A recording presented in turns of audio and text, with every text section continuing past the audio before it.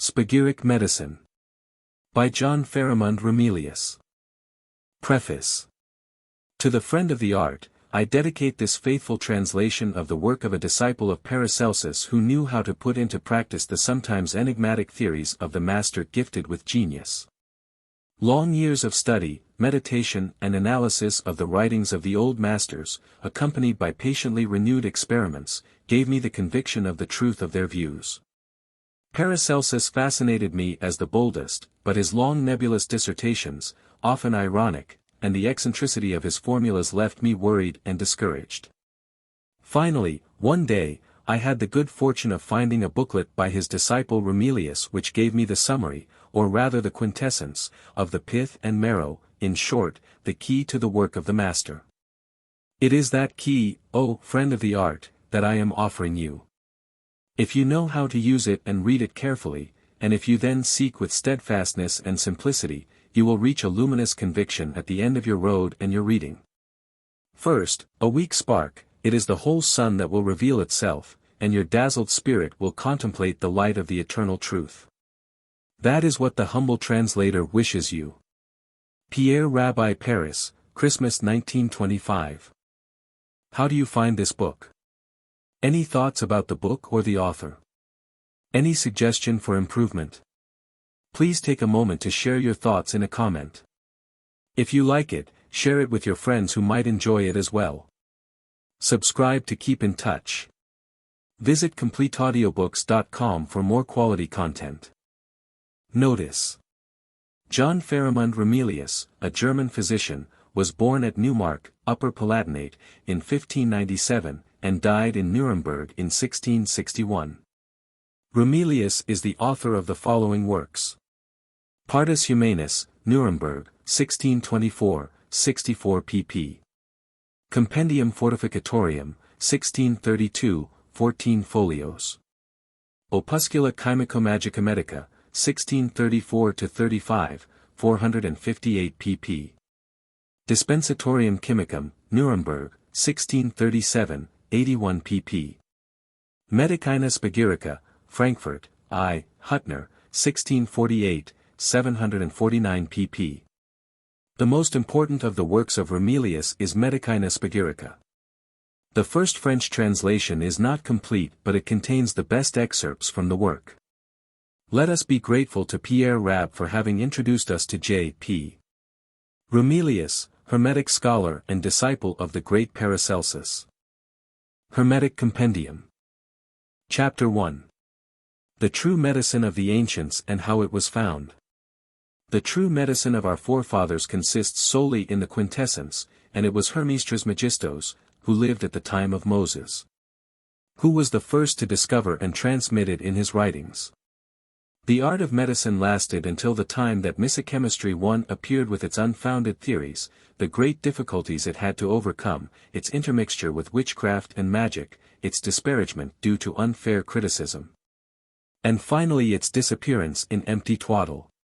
Perhaps Satan, the enemy of mankind, had used all his cleverness and malice to deprive us of this aid. Perhaps he wished to prevent the grandeur of the eternal God from becoming manifest and to deprive him of man's thanksgivings, while at the same time depriving the latter of this natural and powerful medicine. Chapter 2. From where this true medicine is to be extracted, and the difference comprised therein. The true medicine has its origin in the center of the earth. It comes solely from God who has revealed it to us very clearly in the Trinity. Omnipotent God, who is one God only, nevertheless consists of three persons, therefore, having fashioned his creature in his likeness, he assigned it by his signature, which is triple, so that his law might show through his creation.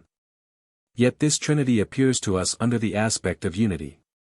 By Hermes Trismegistos it is termed true, without a lie. Other philosophers call it the three principles of all things. These three principles are found in the three kingdoms: vegetable, animal, and mineral. The Hermetic physicians have called them mercury, sulfur, and salt, because they are also found in the resolution of each of these particular bodies. Although each species has its different principles, we find in the plant kingdom salt, oil, and water, in the mineral kingdom, earth, sulfur, and mercury, in the animal kingdom, body, soul, and spirit. It is on this philosophy that Hermetic medicine is based, because every spirit aspires to unite with the one which is most akin to itself, like is healed by its like, too. In this the Hermetists and Galenists differ. The Hermetists give preponderance to the three principles, because they are the elements which are closest to all things. And here Hermes seems to us to be closer to truth than Galen, who, in sickness, is only concerned with the impurity of the elements. But as the true essence of bodies lies in the intermixture of the three principles, nature, if helped by them, herself rejects the impurities from the bodies and restores health to them. When it is the salt that is affected in the microcosm, the acts, if it is sulfur or mercury that is sick, or heals them. This is what I wish to explain briefly, so that the blind might open their eyes and see what are the Hermetic philosophy in medicine, and that they take their stand on the foundation of universal nature. Also, so that they might discern in what they differ from ordinary medicine. By knowing both, a true physician will be able to cure by the Hermetic medicine the disorders that appear incurable to the Galenists. Then the shameless lies of the latter, who claim that the chemists poison people, will be shown up. Finally, when you have read and understood this booklet, you will know that it is the ordinary medicine that is a lie and a poison. And you will agree with me that those whom I call chemists are not those vulgar spoilers of waters and mixtures who even quote Paracelsus as their authority, while ignoring the first word of Hermetic medicine. It is not enough to carry a long knife to be a good cook, consequently, I will here only speak for those who wish to study the principles that rest on a solid foundation and who wish to attain to the mastery in the work in the experimental way. Chapter 3. The right knowledge and the origin of all illnesses. In medicine it is customary to say, if the cause of the disease is found, it is easier to find the remedy. Therefore, the physician must above all identify the illness. Then he will know how to treat it. The disappearance of the illness is visible, the beginning obscure. The aim of the physician is to make it disappear. It is in that he can prove his knowledge of the ultimate materia. In my little treatise The First Essences, I have proven to you that salt, sulfur, and mercury originate in the four elements, which arise from the four wombs of one aid the same nature, and nature herself has her origin in the three principles. From their stem are illnesses and all the disorders of our bodies. For the life of the body is not only regulated by the four humors but also by the three principles, by the natural stars of the microcosm, and by the five origins of evil. Knowing this, the physician will be able to diagnose and discern all illnesses. It is only by this means that he will get to know heaven, whose origin will be revealed to him. The planets pour their rays and effects down on the corporeal planets in special signs, according to whether man lets himself be guided by the Spagyric or the animal spirit. Thus the elements and the planets have their signature in man. When one of these signs or planets rules the macrocosm, it also rules the course of the microcosm and attracts man to it as the earth attracts the rain. When we observe the rule of an adverse planet, and the weather is breaking up and the sky becomes overcast, man immediately feels uneasy and depressed as a result of the harmony between macrocosm and microcosm. Consequently, the rising and the periods of growth of each planet correspond with different illnesses in the human body. But if man lives by the example of God, the stars do not rule him any longer. On the contrary, it is he that dominates them, according to the old saying, the stars govern the body, but the free spirit governs the stars. A physician must therefore not only observe the constitution and humors but much rather the planets of the microcosm and also how he can discover the power and effects of the remedies according to the signature of their planets.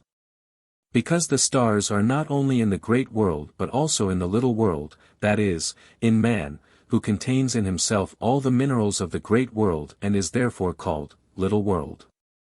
Therefore, before classifying the diseases, we must recognize all the minerals of the human body and know that the microcosm draws its medicine from the great world.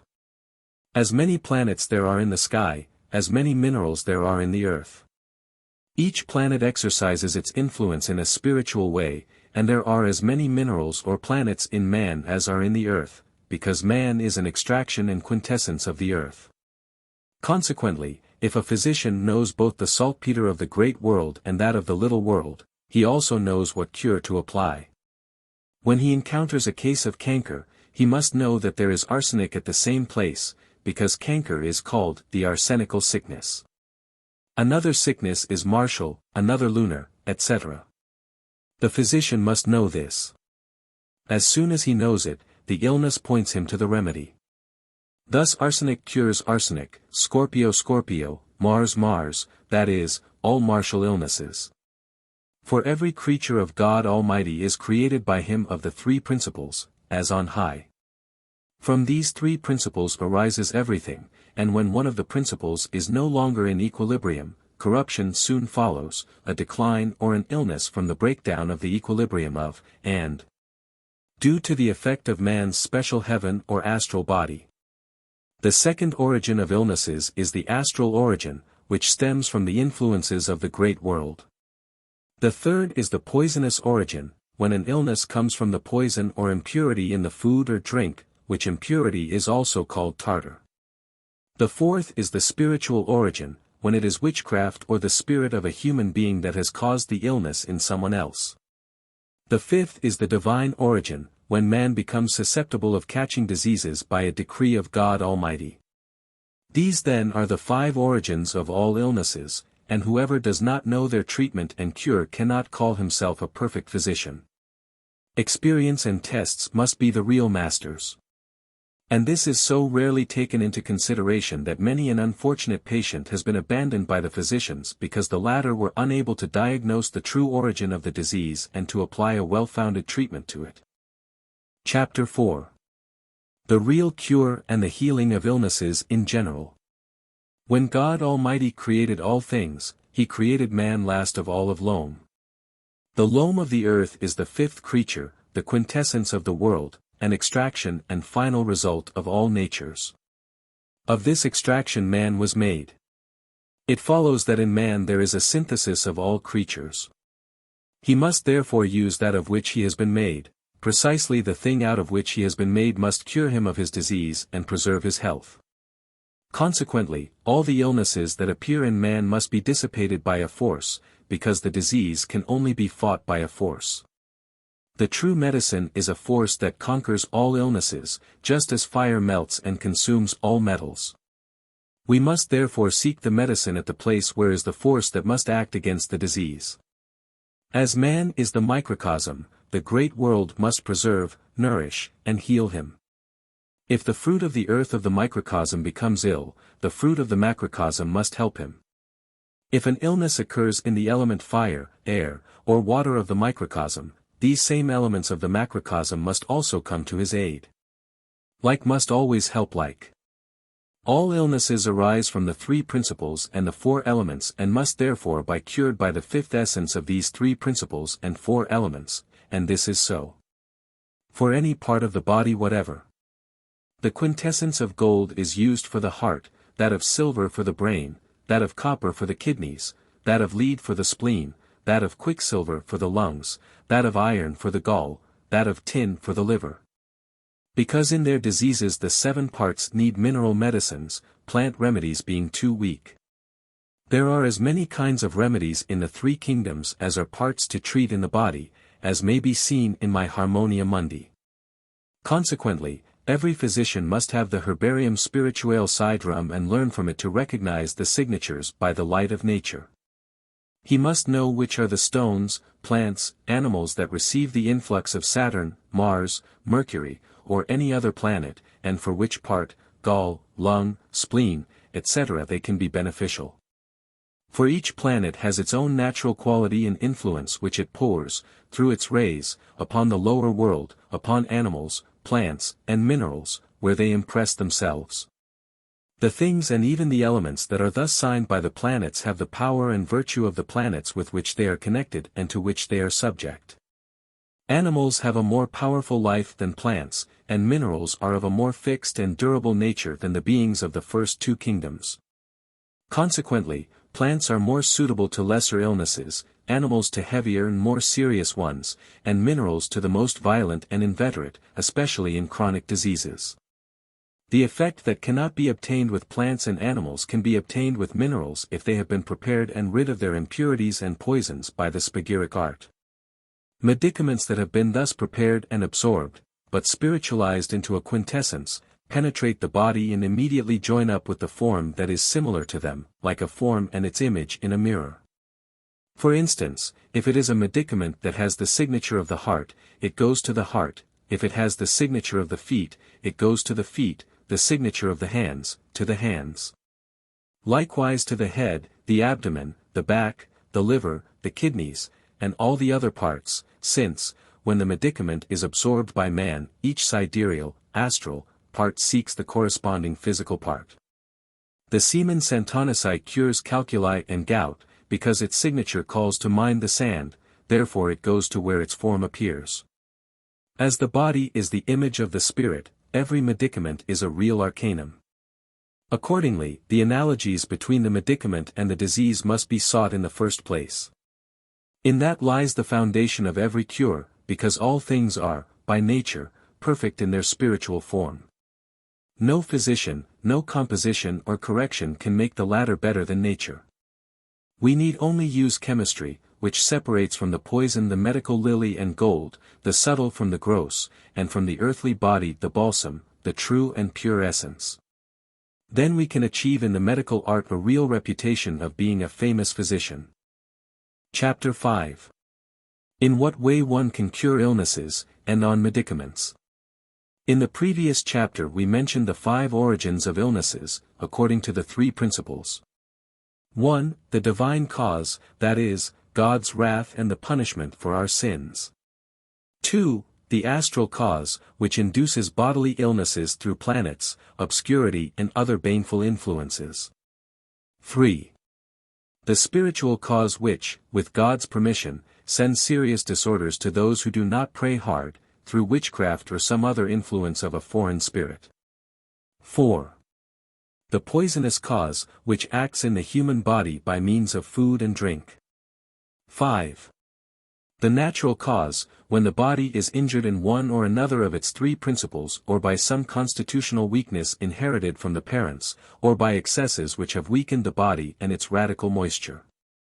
Those are the 5 origins of all illnesses. Consequently, there are 5 ways of curing them. The physician must first know the origin of the illness. Is it from spoiled food or beverages? In that case one has to treat it with the arcana, that is, with the proper plants; if the trouble stems from a plant, with minerals; if it is due to a mineral. If it is from the stars, neither mineral or plant will be of any help, but one has to resort to astrology and the special influence of heaven. If the disorder is due to witchcraft, magical possession, or sympathetic magic, one has to use magic. Finally, if it is God Almighty, who holds in his hand the appointed time of both illness and health, and he does not heal the patient, no physician, no medicine, nor even the philosopher's stone will be of any help but only true repentance. A regenerated life, and God's grace. In my trait universal du macrocosm et du microcosm I have sufficiently indicated the origin and cure of diseases. 1. Those of divine origin are cured through the Christian faith. 2. Those of a natural origin, by the natural method, according to the experience obtained with the specific form and signature of things. 3. Those of a poisonous origin, by balsam. 4. Those of astral origin, by astrology. 5. Those of a spiritual origin, by magic. Now then, it is necessary to know that all creatures come from one and only materia. This materia of all things is the great mystery. This great mystery is the mother of all elements, stones, plants, and animals, in short, the mother and origin of all things created by the Supreme Artist. We read in Genesis, ch. 1, how the water was separated from the earth, and how man, the last, was formed and created of earth, where there is only, and in these 3 things lies the health of man as well as his illness, and not in the 4 humors, as has been said. One has to understand what is the and the of the little world, likewise those of the great world, and recognize when they are good or bad, healthy or corrupted. But man has his first nature in his limbo or chaos. And are those elements which were extracted from it, then put together in man. Therefore the physician must know that all illnesses are in the first three substances and not in the four elements. The properties that are in the four elements are of no concern to medicine. In their relations with the four humors they are only the matrices where the three principles are contained. The cure of diseases can be effected in two ways. Universally and particularly. The universal cure is that where the balsam of nature, native or implanted, cures and fortifies in such a way that it expels every impurity of the disease from the root. Because this balsam agrees so well with human nature that it resolves, by its resemblance, the very seed of the inveterate impurity. In this case the radical moisture is preserved in all its strength and no disease whatever can attack the body. In the particular cure, however, the seed, tincture, or root of the disease cannot be removed, only the symptoms and the pain can be reduced. Then nature must be supported and strengthened, while at the same time the medicaments are used whose signature is exactly related to the affected parts of the body. Chapter 6. The Universal Medicine and its Preparation. There are as many kinds of illnesses as are kinds of elementary creatures, which exist by the thousands. Since the scholar cannot know them all and apply to them the corresponding cure, many patients are in danger of perishing. Therefore has God in his mercy revealed to man some universal secrets of nature, some of which contain the nature of all heaven and the others, the nature of the whole earth, others, of all air. Some have the nature of all plants, or of all animals, or of all metals, or of all minerals. They have their virtues, and by means of them can easily find the way of the diseases and cure them, because as soon as it is absorbed, each element is attracted toward its particular magnet and is united with it. But, in addition, the generous Father has given to humanity a thing of the highest price, a remedy that is most universal of all, which contains the property not only of one element but of all. And which is the quintessence of the whole world machine. There is nothing that is closer and more akin to the human body. When it receives this remedy, it absorbs the quintessence of the whole regenerated new world, which renews the little world by imparting to it the true temperament, because human beings were themselves formed out of it in the beginning. That is why this wonderful medicine has been called universal tincture by the philosophers, and also golden stone of the philosophers. You must also know that a magic stone can be found in the chaos of the microcosm, which contains all the essences of nature, like the golden stone. The only difference in them lies in transmutation. As the microcosm has been created out of the four elements and in their likeness, it follows that once it is dissolved into its first materia, the latter has in it four elements of equal weight.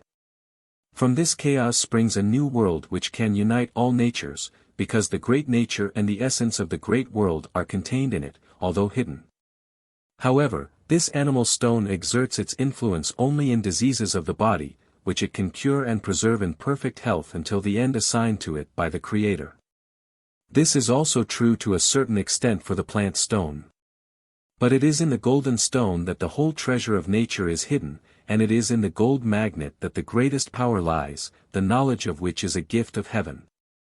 Its preparation is spiritual but its subject is earthly, and it is the most powerful center from which every center must stem. There lies the real sperm and the real philosophical mercury. It is a real substance, exposed to all eyes and yet known only by a few. It is in all places and is despised as being of no value. Everybody touches it with his hands. It is only a round ball which contains the ocean or the great sea, and in the center of which is hidden the true little bird of Hermes, formed by the sidereal body through the elements of the earth. It is a known substance and the true mother of all metals and minerals, and it is out of this substance that man has been drawn, that he was born, and by it has he been received and made alive. We will not reveal it further. It is rather up to every physician to inquire into these mysteries in the great book of wisdom which springs from the divine spirit, that is, in the center of nature. There he will find the basis and knowledge of all things. And by an austere life, humble prayer, he will receive the gift as Christ has taught, work to acquire the kingdom of God, all the rest will be added unto you. Chapter 7. The particular way, and how diseases can be cured by specifics. The particular cures, like the universal cure, must be sought in the deepest strata of nature. First one has to know what substance is most suitable to the human body. And can be imparted to man if finds unexpected cures can come from them. It is by the signature of things that the physician must be guided. Nature puts on every creature the sign for which it is good, and in her holy language indicates the powers and properties of things by their names and the mystical letters hidden in them. If one wishes to know for what something is good, one must recognize it by its signs and its name. Thus all the powers in natural things are recognized by their signature, just as a black and a red beard are an indication of a man's nature, because it is said, a bird is known by its feathers. Consequently, the physiognomy of natural things must be known and thoroughly understood, because nature does not let anything come out of her without revealing what it contains. A striking example is seen in the person whose qualities of heart, good or bad, can clearly be seen in his physiognomy. There is nothing so hidden in man that it does not leave a visible sign on him. The man who wishes to be a true philosopher, therefore, must not stick to the theories, works, and descriptions of others, but must himself probe the bottom of nature and draw his light from her. Chapter 8. The best medicaments that the physician must use. Nothing has been created by the Almighty that does not have its usefulness and is not good for something. And yet one must know how to discern that which is endowed with the highest properties and virtues. One man may surpass another in intelligence and wisdom. It is the same with two substances, although there may be a good medicine in everything. Man's life is too short for him to experiment with all the forces of nature. That is why Damascenus, a church father, tells us, only he will be great and considered wise who does not insist on quantity but on quality and utility. A good physician must keep to a small quantity of medicaments, mainly those whose virtue and power he has tested. Thus, therefore, no numerous recipes and complicated prescriptions. And, in the pharmacies, none of those masses of boxes and phials, but the bonum et modicum is enough. Needless to run looking for physicians to India, Asia, and Africa, because Goddess Fortune has hidden her treasure and power deep in the earth. And that is why they are considered despicable and worthless due to ignorance. The first and most powerful of the medicines is the philosopher's stone. As it is universal, it dispels all diseases, but as its preparation is very slow and takes more than a year, and as its materia is hidden in darkness, it is not necessary to prepare it at the beginning.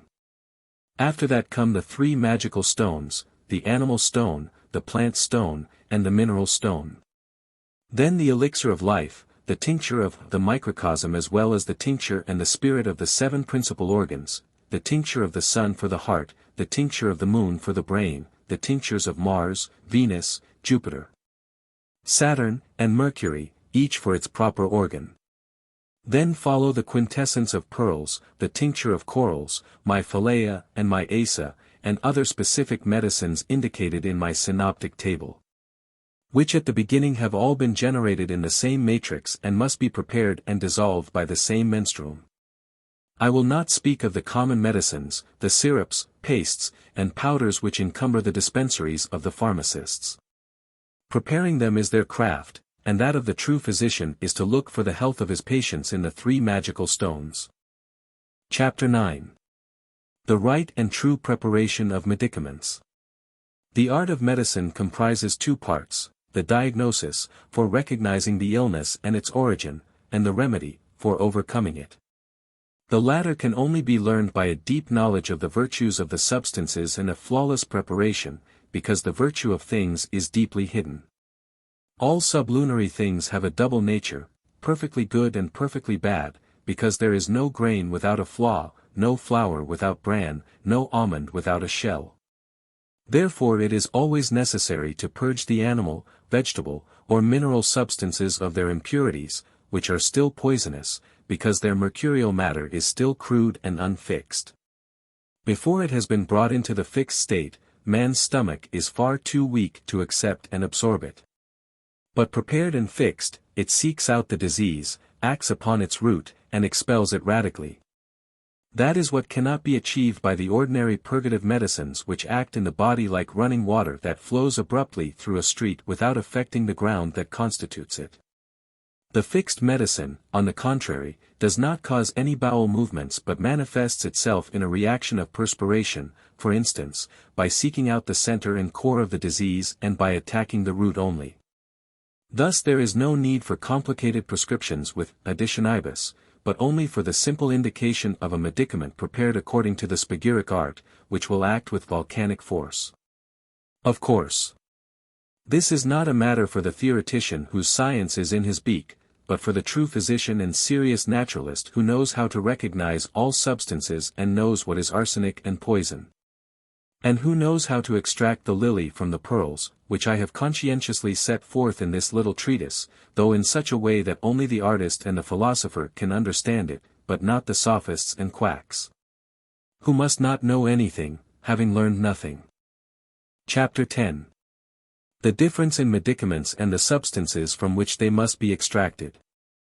Just as there are great differences in human beings, one being more pious and another better or more chaste, so there are in things.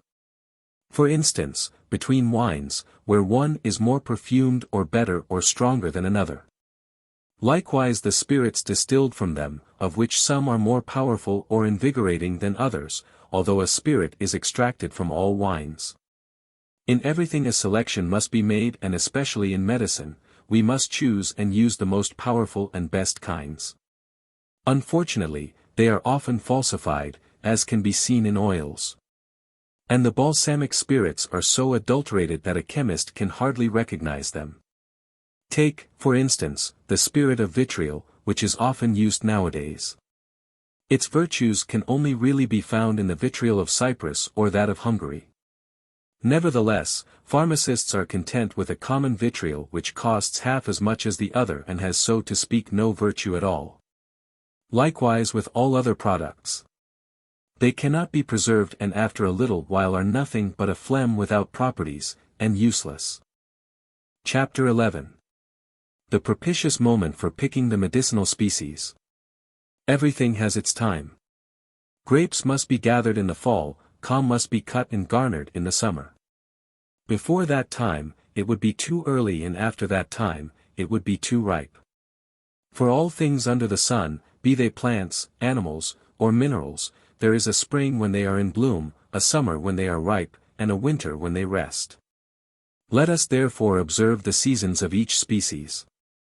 During the time of their balsamic influence, they escape corruption, and the worms do not attack them, because the balsamic influence is in harmony with the three principles. The seed of wormwood, when gathered at the time of its balsamic exaltation, cures calculi and does away with the pain, which is not the case if it is gathered at any other time. Chicory, in its fall and at its highest exaltation, immediately stops hemorrhages, but it has a contrary effect at other times. St. John's wort drives all worms out of the body if it is picked in its time, but not otherwise. Each plant must therefore be picked at the time of its balsamic influence and in the very spot where nature makes it grow. Every medicament, no matter how well prepared it may be, must be made with plants picked in their time, otherwise they are but bodies without a soul. Accordingly, the physician must in the first place be an astronomer and look for the virtues which astronomy reveals. He must know the difference between plants that are good for youth and those good for old age. The first are picked at the waxing moon, the others at the waning moon, the first are called male, the others female, and as every creation has two numbers, a whole will be made when the two are united.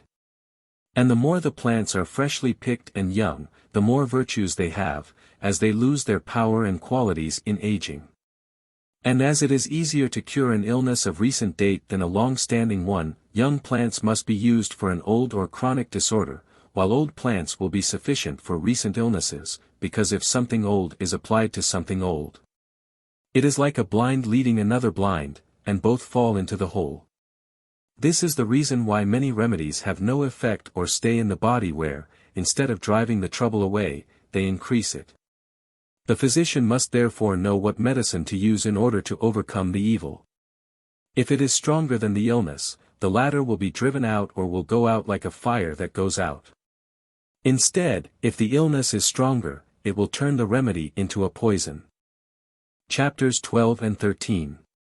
Compounded Medicaments. How to prepare them and what their effect is. Just as corn and every grain in general are of no use to man unless the husks and bran are removed and flour is made of them, so medicinal substances do not help the human body if their impurities have not been removed and their pure part prepared and cooked into the medicine. When the first preparation of any medicament has been made, the quintessence and the medical gold are extracted from it, that is, the pure is separated from the impure feces, the bad from the good, and the body from the spirit. For in every natural thing good and evil are mixed. There is no rose without a thorn, no tree without a bark, no kernel without a shell, and no medicinal species without a poison. Therefore it must be extracted, and only the lily and the quintessence must be considered, which are the pure and the fire in everything, in which destroy the diseases as the fire consumes the wood. It, the quintessence, the medical gold, must be extracted from all plants, from which one must first separate the impurities, and in general from all elements, as in it alone lie the power, virtue, and medicine of nature. It is the sperm and elixir of the gold, it is also the color and life, the tincture and radical moisture, the balsam and the fifth essence extracted from all things, it is the spirit of life, without any foreign addition. The true medicine must therefore be drawn from a natural and corporeal body and changed into a better, spiritual nature, into a pure essence, so that the spirit, bound to the body at birth, be released and become able to act and penetrate with a true spiritual fire, because it cannot act with usefulness and power before its liberation. Consequently, when the spiritual and eternal essence is separated from the natural and mortal body, it can promptly penetrate and act like a balsamic medicine. In short, in every natural thing the supernatural alone acts. The rest must be given up like a dead body. The quintessence of gold, pearls, or corals exists in them only in an infinitely small quantity. Those are very much mistaken who claim that they can administer the body and the complete substance, even if it is ground subtly and with alcohol on a marble slab, the stomach cannot digest it and receives nothing but bad effects. Many physicians tried it and were very wrong. Chapter 14. Continuation of the preceding chapter. We have indicated in the preceding chapter that the spirit alone can fight the disease, the body cannot. Therefore it is necessary to carry out a spagyric anatomy, analysis, in order to separate the kernel from the shell, the pure from the impure, the salutary balsam from the poison that accompanies it. These preparations can be universal or particular. The universal is the preparation of the universal menstruum or water of the wise. When its impurities have been separated, it dissolves anything added to it and left with it for some time. But as this water is the great secret of nature and has at all times been carefully hidden by the philosophers, I am not permitted to reveal here anything more about it. Particulars are very numerous. They can be plant, animal, and mineral menstrua, which always operate according to their special properties and virtues. But I am telling you, from my own experience, that no preparation is better or more appropriate than that made with its own spirit and its own radical moisture, which dissolves its own body, extracts and separates it from the poison by digestion, calcination, sublimation, coagulation, and fixation. By destroying the substance, it brings about the separation and purification of the three principles, recombines them again, gives them a new birth. Modern physicians, having studied nothing, know absolutely nothing about it. Ignoring everything, they put on an air of despising everything, so that their authority might not be despised in turn. These misachemists disparage our medicine from jealousy, and in a fraudulent manner point to it as a poison, while it is they that give the patient the shell instead of the almond, the bran instead of the flour, and earthly and impure feces instead of the pure essence. Chapter 15. How to prepare the universal medicines and dissolve them with the water of the wise. If the little grain of wheat is not thrown into the earth and putrefies there, it does not bear fruit. Because it is at the bottom of the earth where is the spirit of the living fountain. The earth is the receptacle of all the celestial rays and influences, a mother and universal root of all other elements. She contains the seed of the vivifying power of everything. That is why she is called animal, plant, and mineral. She is fertilized by the three elements, and her fruits give birth to and nourish all things. She is a center and foundation wherein rests the prima materia of everything. She is called the spouse of heaven, because it is the heavenly Father who impregnates her with his celestial virtues. Consequently, she produces all kinds of animals, fruits, plants, and minerals, and this is the greatest secret. When these fruits are cleansed of their impurities by the art of Vulcan, our prima materia appears as the means of our creation, and the true medicine, as a resurrection. 3. Not only the microcosm but likewise all the elements produce fruit in the new life and are endowed with much greater powers than before. Thus, we see that when cinnamon, roses, and other plants are still alive, they certainly smell good, but their virtue is small. When we kill them, that is, putrefy, dissolve, calcine, and distill them to separate from them the three principles, water, oil, and salt, we can see with what power and virtue they operate in the human body. They get still greater power when the elements are united and brought to a new life. All medicinal species must therefore be anatomized, analyzed, extracted, separated, and brought to a new life, that is, to the quintessence and tincture. Putrefaction is the highest point at which the living species rot and die and come to life again. No ordinary physician can undertake this work, only an experienced practitioner and chemist who knows how to direct his medicaments toward a definite target, as did Hermes, Pythagoras, and Raymundus Lullus, likewise Hippocrates and Galen. When they composed their theriac and their antidote, then he will obtain a precious medicine by which the patients are not deceived. Chapter 16. The preparation of medicaments and the particular way one must follow. Reason lets us understand and experience shows, and farmers also well know when wine and beer and pure are rid of their tartar and lees, they are healthier than others. Why then not admit that a medicament is much more active and better tolerated by the stomach when it is cleansed of its gross feces and earthly shells? We can well see it in simple things. A small particle of cinnamon is more effective than if we give a patient a whole pound of it to eat, and that is so because of the virtue of the spiritual essence of the medicament. It is Paracelsus who discovered that this power lies in the water and that it is a mother of all metals. Out of water, which is the root and foundation of all things, the four elements have been created, in heaven and on earth, as we read in Genesis, ch. 1. One must therefore know the true water, which is the azoth and the special menstruum, the radical moisture or the prime humidity to which everything is bound at the beginning, so that it may be dissolved therein naturally and become released. But whoever would like to know this water and subject it to himself must know that he will require much work and experience, and not only read or hear about the thing. Do the work and take it up again twice or 3 times, even 5 or 6 consecutive times, which an inexperienced person cannot understand. Finally, here is a summary of this chapter. Without the spirit of the universal mercury, which is the true and sole key for spiritualizing things, no metal or mineral can be resolved or made potable, as the elucidation will teach us. Chapter 17. The gold of the philosophers. What it is.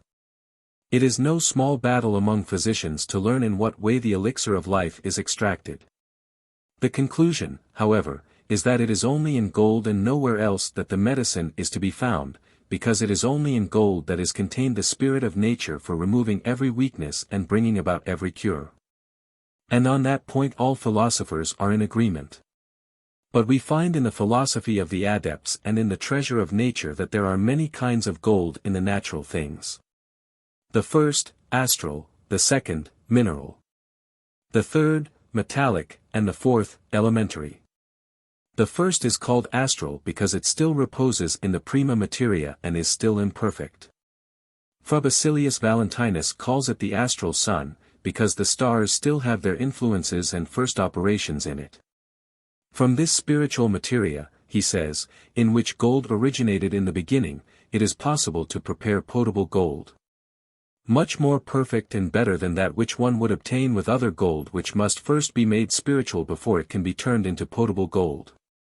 Theophrastus Paracelsus call it electrum immaturum and first composition of the sun, just because nature affects in it her first compositions.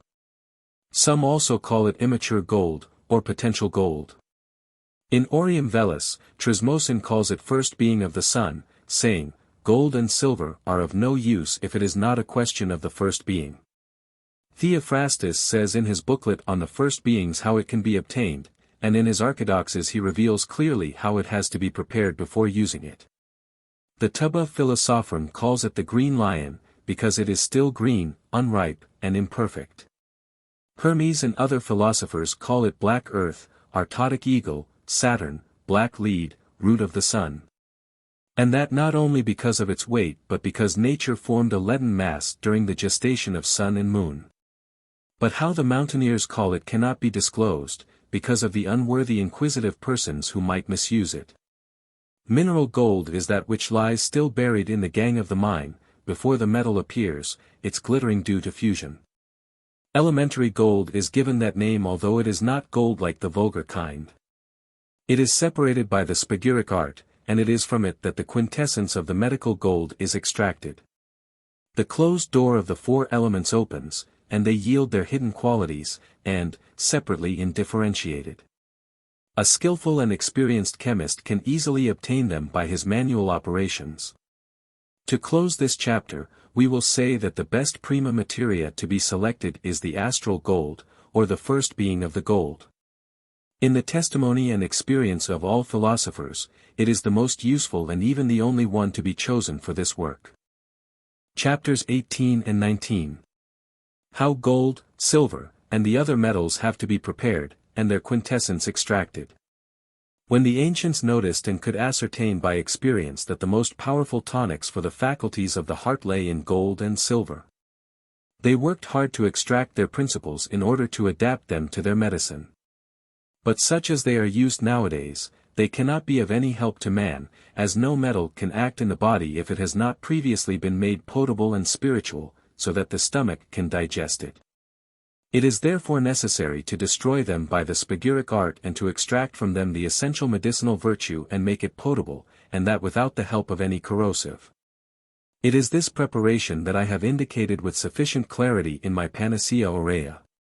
That not everybody can comprehend it as easily as a recipe for apple pie is understandable, and also that the art is not within everybody's reach but must be practiced at the sweat of one's brow and with great devotion and humility. All cannot be learned by reading the masters, fervent prayer is required and also the courage to work in the coal with one's own hands, as I myself did in my time. Pigeons do not fall all roasted into the mouths of those who remain seated behind the furnace. One has to go to a great deal of trouble, travel, wander here and there, sometimes at great cost and in great danger, even of one's life. Be that as it may, I will once again repeat my explanations for the man who is a zealous student of Hermetic medicine. Take living Zoybeth water, its real name being, 6 parts, and gold refined by antimony, 1 part. Make an amalgam of it and sublimate it by fire till the fire has reduced it to an impalpable powder. This alcohol must be put in a phial and plant strythian poured on it, that is, distilled vinegar, rising above it by 3 fingers' breadth. Close it hermetically and set it in medium heat. Then the spirit begins to extract the gold and is colored dark red. When the vinegar is colored enough, it is separated and replaced by some other. This procedure is repeated till there is nothing left to extract. Now all the solutions are mixed and put to distill in a balneum mariae. When all the vinegar has been extracted, the essence of gold is left at the bottom, which cannot be changed into any other body. This essence must be adulterated and distilled through the retort to obtain a potable spirit. That then is the radical moisture and the true gold vinegar of which you must take 10 parts, and of subtly prepared gold lime, 1 part. Put them into a hermetically closed phial to digest at a gentle lamp fire, then filter them through paper. Now the potable gold is ready, and by a great mystery it can purge, renew, and restore the human body. It is the quintessence of gold of the Archdoxes of Paracelsus. To summarize, to begin, the gold has to be prepared into an impalpable and volatile lime. Then, when this volatile lime has been dissolved in strythium, they have to be conjoined till they are both spiritualized. All metals must be prepared in this way and made volatile, so that they can no longer be turned into metal, because they are of no use whatever in the metallic state. Thus is prepared potable silver, potable iron, potable copper, potable tin, and potable lead, with the help of a plant menstruum and their own moisture. To close this chapter and out of pure Christian charity, I will reveal to you and inform you of the following. The true potable gold is to be found in one thing only, despised and unknown. And whoever knows this golden root well and considers the true and unique materia, need not work with common gold, which is so expensive, destroy and spiritualize it, because he will find this same essence, and in a much larger quantity. In the magnet of gold. Because gold and all metals are attracted by their materia prima, in order to return to their first birth. This materia is the true spirit of, and united in a single body. The red lion and the king are gold and silver. The dragon and the eagle are the man and woman who can tincture vulgar gold and perfect it to the point of making of it a more powerful medicine than any other. This perfecting is placed under the sign of the planet or the apple of paradise, and is first of all sealed in its star or first being. We must from now and forever be humbly grateful for it to the high and powerful deity. Chapter 20. How to prepare the quintessence of pearls and precious stones. In the preparation of pearls and precious stones, the mistake is generally made of grinding them in a bronze mortar or on a marble slab, to make the powder more subtle to the taste. But as marble is much softer than stones, the latter use the marble and absorb part of it, which does not worry the apothecaries. Whoever wishes to ascertain this himself, need only cast a glance at the marbles and mortars used for this purpose, and ask himself if the absorption of bronze and marble can help the recovery of the sick. My conscience forces me to make this remark. These preparations cannot have any virtue. You can immediately prove it by treating them with aquaforte, which straightway causes the ground substances to fall to the bottom of the receptacle. And how could the patient digest such substances which neither the fire or corrosives can dissolve, when his stomach sometimes has trouble digesting tender and pure flour? But if pearls and precious stones are prepared in such a way that they dissolve in a special water without leaving any lees at the bottom, as every essence and true medicine must do, then the effect and the virtue are powerful. Here is the secret of their preparation. Take pearls, corals, or other precious stones and proceed with the universal menstruum as indicated in the elucidaire, and when the said substances have been reduced to their prima materia by the menstruum, they can be brought to the degree of the hypest arcanum by continual digestion. In particular, take balsamic nature spirit, 8 pounds, and oriental pearls, 2 pounds, put them in a glass retort and leave them in hot ashes for 1 day. Now draw the spirit off and pour some fresh one on. Renew this operation till you can no longer extract anything.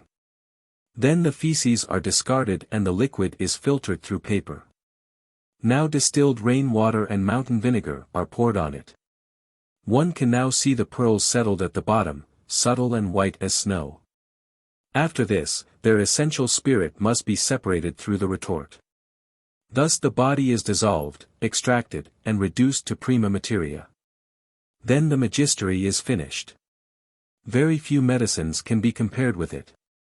It is only a little bit inferior to potable gold. It is used for contractures, dangerous cramps, and delirium. It fortifies the brain and the heart, gives a good memory, cures apoplexy, dizziness, vertigo, dissolves calculi, and is particularly effective in cases of epilepsy, gout, and palpitations. It is also the best preventive against paralysis. It strengthens the root moisture, stops all discharges, renews and multiplies the vital serum, increases the sperm, gives women milk, is good for impotence, picks up broken down bodies, invigorates all vital spirits, cures all internal diseases, and keeps the body healthy. 10 to 20 drops are administered in a generous wine or in some medicament suitable for the disease. Chapter 21. How to prepare the true essence and tincture of corals. The true tincture of corals is sought after by many but found by very few. Some affirm that they have made it with distilled vinegar and spirit of wine. But that is but a sinister lie or simple imagination. I know, from my own experience, that it is impossible. The tincture of corals can become an excellent universal remedy if it is prepared with our Pontic water. But those who do not know this water can use the particular way in the following manner. Pulverize beautiful bright red corals, as many as you wish, and pour the great circulatum magnum, over them by 3 fingers' breadth. Put the preparation in a well-closed retort, on hot ashes, where you will see it sprout like small trees. When everything is dissolved, the feces are separated through paper.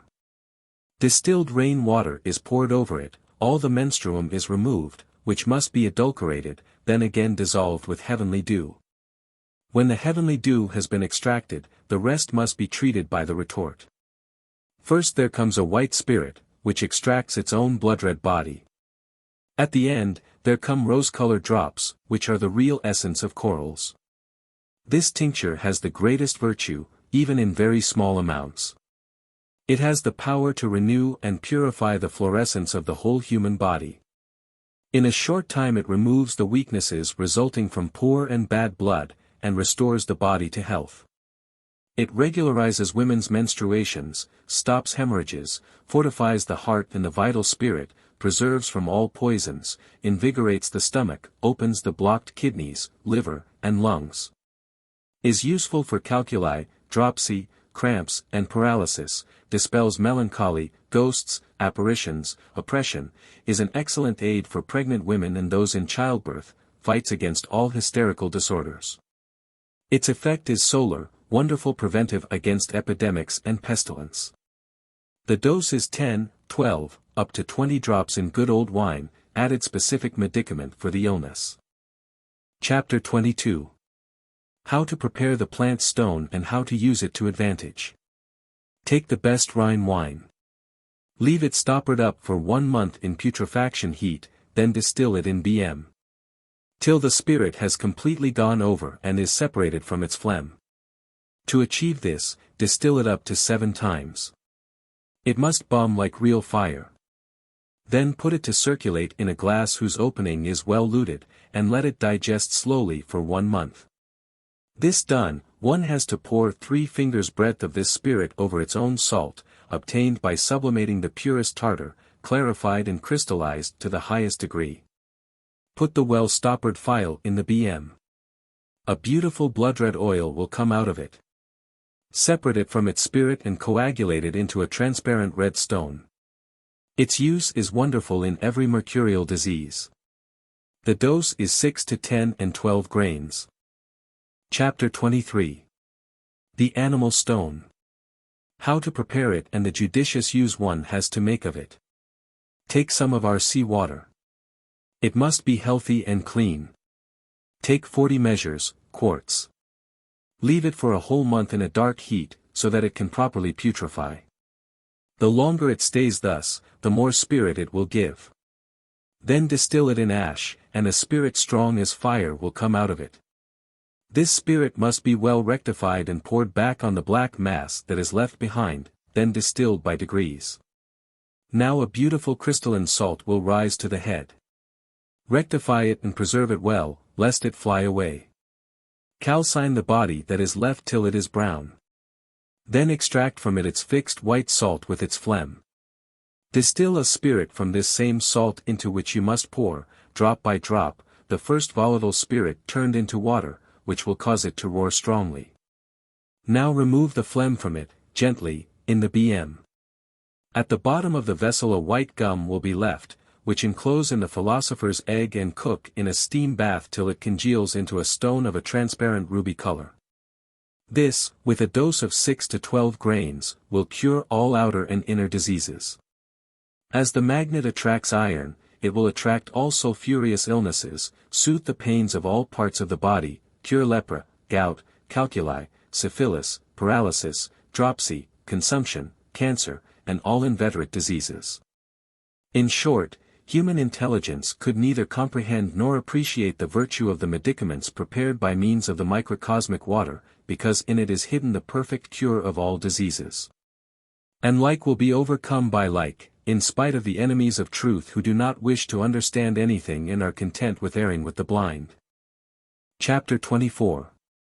The Mineral Stone. How and of what it is made. In the name of the Lord, take the blue stone, such as one finds in the east or in our mountains. Take as much of this green lion as you wish. Put the phlegm in a retort and distill it till a white smoke rises. Let it cool and break the retort.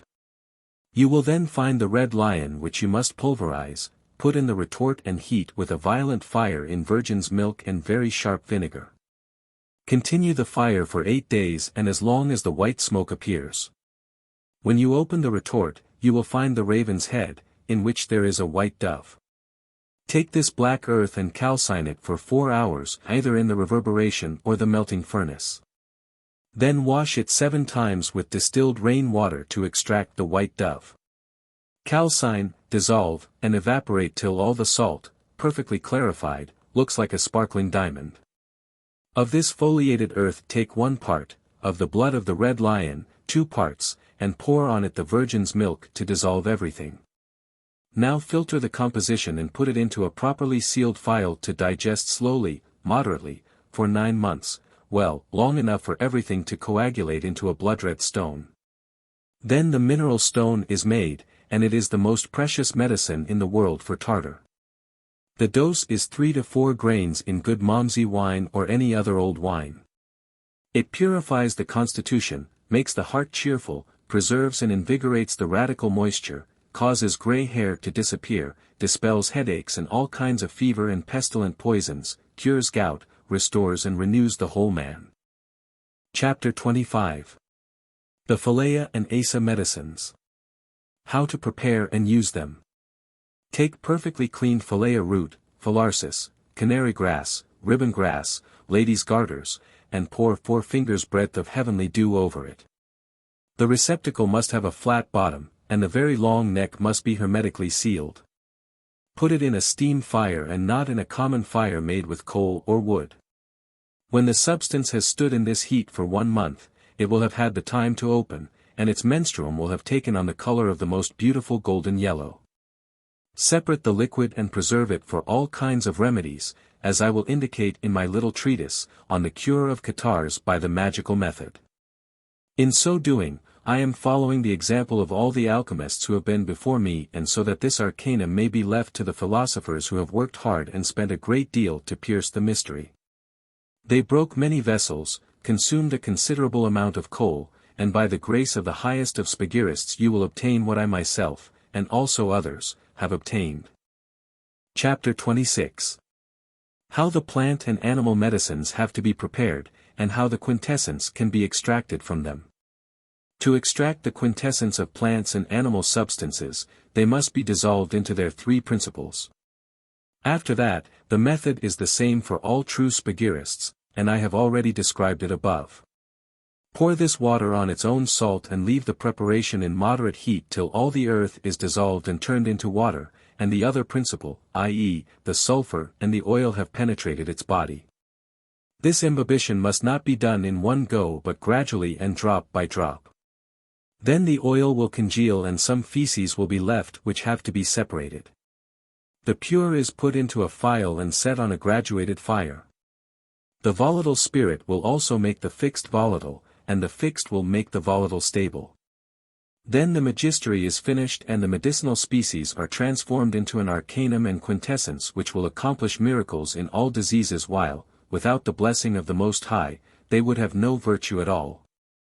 While the ungodly physician and the unrepentant patient claim without due consideration that the remedy alone is effective and that there is no need for prayers, daily experience shows that robust patients succumb in spite of powerful medicaments. Therefore every physician who is sincere and a good Christian must above all exhort his patients to penitence and prayer. If he does not do so, no medicine will succeed. There, as in illnesses that come from the divine cause, one can patently follow the finger of God. That is why I recommend to every physician worthy of esteem to work only to serve his greater glory, and to cure the sick. It is for this sincere physician that I have written this little treatise, and for the enlightening some blind men, so that they may become inclined to seek the pearl and the true way that leads to it, without tiring. Then, afterwards, to thank the Almighty if He grants them His grace, and to use it for His greater glory and the good of His fellowman. Another Hermetic Compendium. Chapter 1. How and from where diseases come. This little treatise, which I have entitled Table of the Microcosm, teaches the art of medicine, or the art of preserving the health of the body, of exposing the causes of diseases, and of driving them out. My little treatise will teach 1. Pathology. 2. Therapeutics. 3. Anatomy. 4. Surgery. In this art, 3 things must be considered: the cause or the source from where the disease arises, the affected location in the body, the cure of and recovery from the ailment. The causes. As far as the causes of diseases are concerned, opinions vary greatly. The ancients and the moderns have different feelings on this point. It would be desirable if the study of the latter were always accompanied by the study of the former, so that, by comparison and deduction, one could arrive at knowing the whole of the science. But this is rather a wish than a hope. It is not up to us to praise some and to blame others, and we will immediately take up the gist of the subject. All diseases arise from the 3 principles and from what we previously called the origins and causes of diseases. I intend to show you the most important, after which you will easily understand the others. The first cause, and the main, of the wear and tear of our bodies, of old age and death, yes, of all the evils that afflict our miserable life, is the fall of our first parents, who have not only left us a corrupted nature but also the tendency to do all the evil that keeps us in corruption. That is the origin of our total incomprehension of the faults which we make blindly every day and by yielding to the infernal instinct in the depth of ourselves. That is why we attract the wrath of the God of justice who tries us with all kinds of illnesses and pains. And that is the cause called the divine cause. The second is the bad influence of the stars, because there are frequent changes in their course. As they pour their influences on earthly things, the radical or balsamic humor of our body is thereby increased or diminished or perverted, according to the aspects of the stars. It is the cause called the astral cause. 3 other causes can bring about a change and sometimes the destruction of our body. The heredity of the constitution with which we were born. It is the natural cause. Another is due to magic, to the perversion of evil beings who intend to destroy us. It is the spiritual cause. The last cause stems from the things which we need daily for the upkeep of our life: drinking, eating, moving, resting, sleeping, and waking, which must be proportionate to the needs of each, to the constitutions. Under penalty of bringing on diseases whose origin is called the poisonous cause. The affected part. It is evident that it influences the form of the disorder. We will not insist on this point. Chapter 2. The cure of diseases. There are 2 methods. 1. The Galenic method: contraries must be treated by contraries. 2. The ancient Hermetic art, which achieves new successes every day and frees the body of diseases that have been considered incurable up to the present, and which rests on the axiom, like is treated by its like. Its fundamental principle is sympathy and antipathy, about which the physician must be knowledgeable above everything else. From these tendencies the real means and remedies are derived after the physician has observed the analogies and magnetic concordance between the microcosm and the macrocosm. He must then look among plants, minerals, and animals to see if they have a signature in conformity with the sick limb or organ, and choose the object which carries this signature as the remedy. And since the signature is impressed by the spirit, the remedy will act after it has been stripped of its gross parts, then it will go straight to its like. Thus, the form or signature of the heart will go to the heart, that of the hands or feet will go to the hands or feet, and likewise for the head, the spleen, the liver, and all the parts. But the medicament must not contain anything except the balsam extracted from its body, if it is to strengthen the balsam of the microcosm and to help man.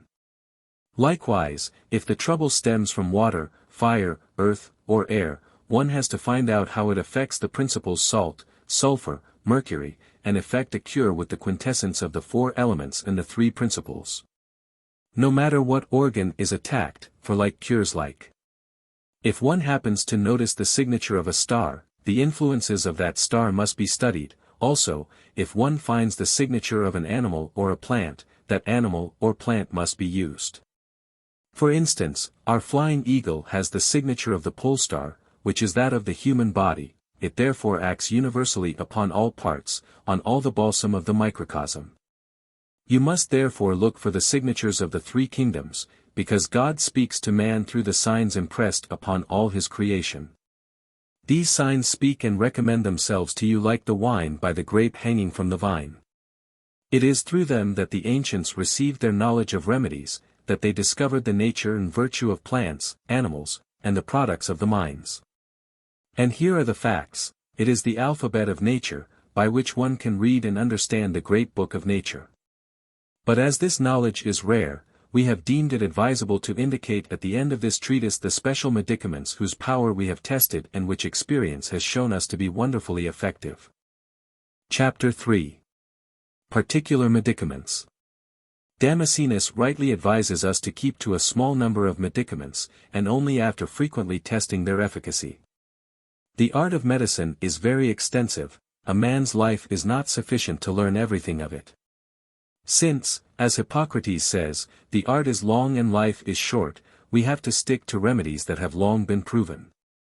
It is also useful and good advice to leave the result of our experience to our successors in concise writings. Consequently, I have decided to describe the medicaments with which I have been successful.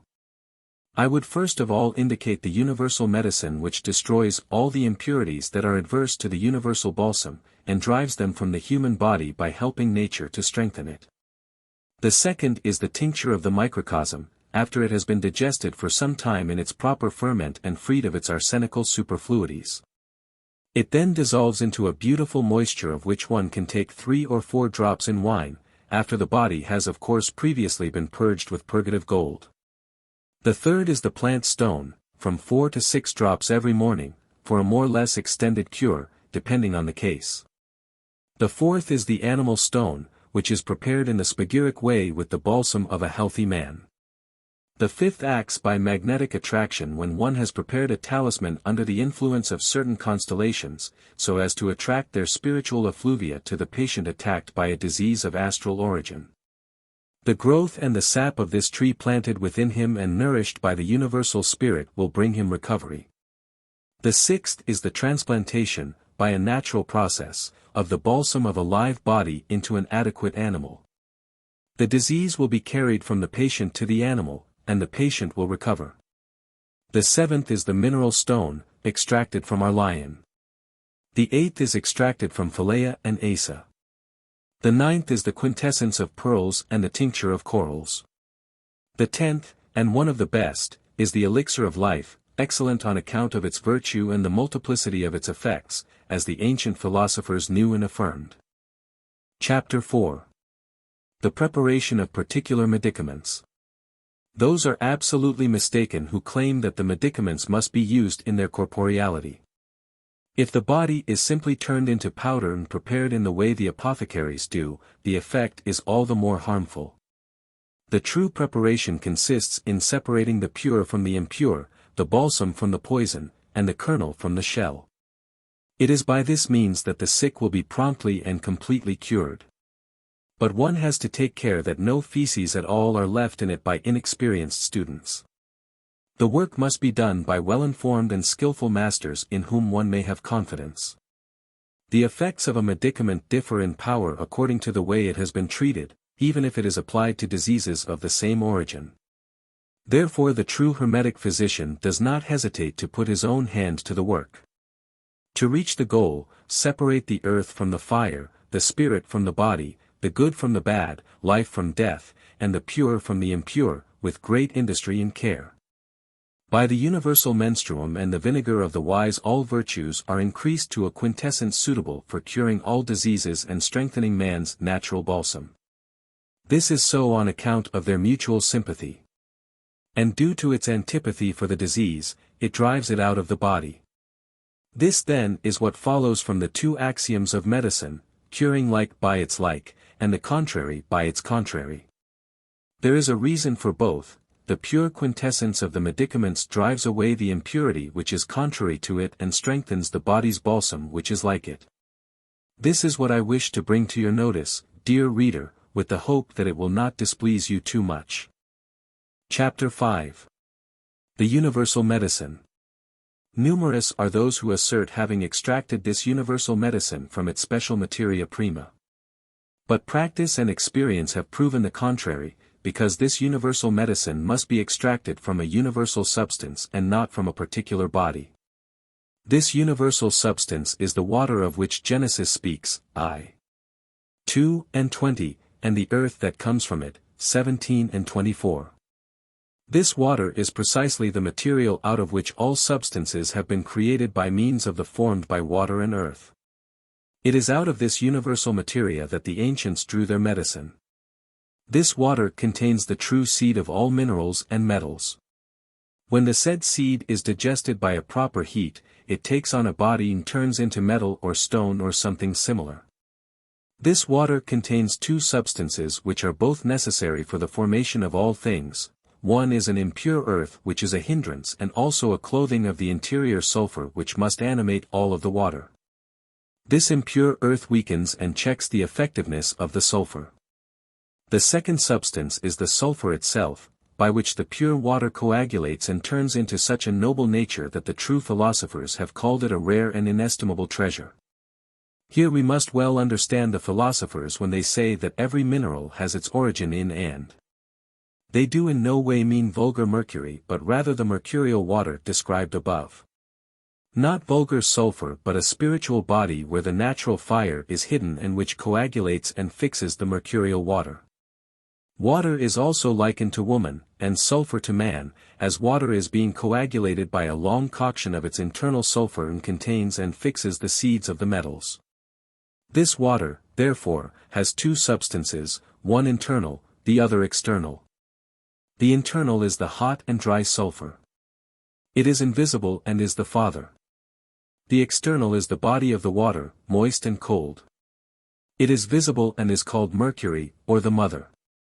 If you make these qualities come forth one day, qualities in which the four elements are contained but hidden by a regular process of nature, you will obtain the greatest of medicines. Because the internal heat is no other than the celestial nature and the vitalizing heat of the sun, by which all of our inferior world has been created, generated, produced, then renewed, and regenerated. This is why ordinary water is a substance that is distant from the metals. The latter are taken from their watery form to the form of steam and are purified by the heat of the earth, then again coagulated by their internal sulfur into a dense substance from which stem all imperfect metals when the earth, mixed with water, is fat and impure. And when the earth is fat and pure, gold forms in it, the pure metal. Conception takes place in the following way: after the stars and the four elements have thrown their seed and power into the center of the earth, the archeus of the earth sublimates them and sends them, in the form of vapor, through all the pores of the earth, which is spongy. This sublimated vapor turns into water and causes all beings in the earth to grow. Note first of all that the philosophical mercury is not the common one. It is a mercury fabricated by nature, it is a water, not common water but the water of our Saturn. In this mercury lies everything the wise are seeking, because in its water there is the sulfur, or soul, or living fire, hidden but strong. It follows from all this that the universal medicine must not be extracted from vulgar gold. The sulfur must be extracted by the sulfur, that is, by the mercurial water vitalized by its sulfur. If you take gold and throw it into this water, it dissolves in it like ice in hot water.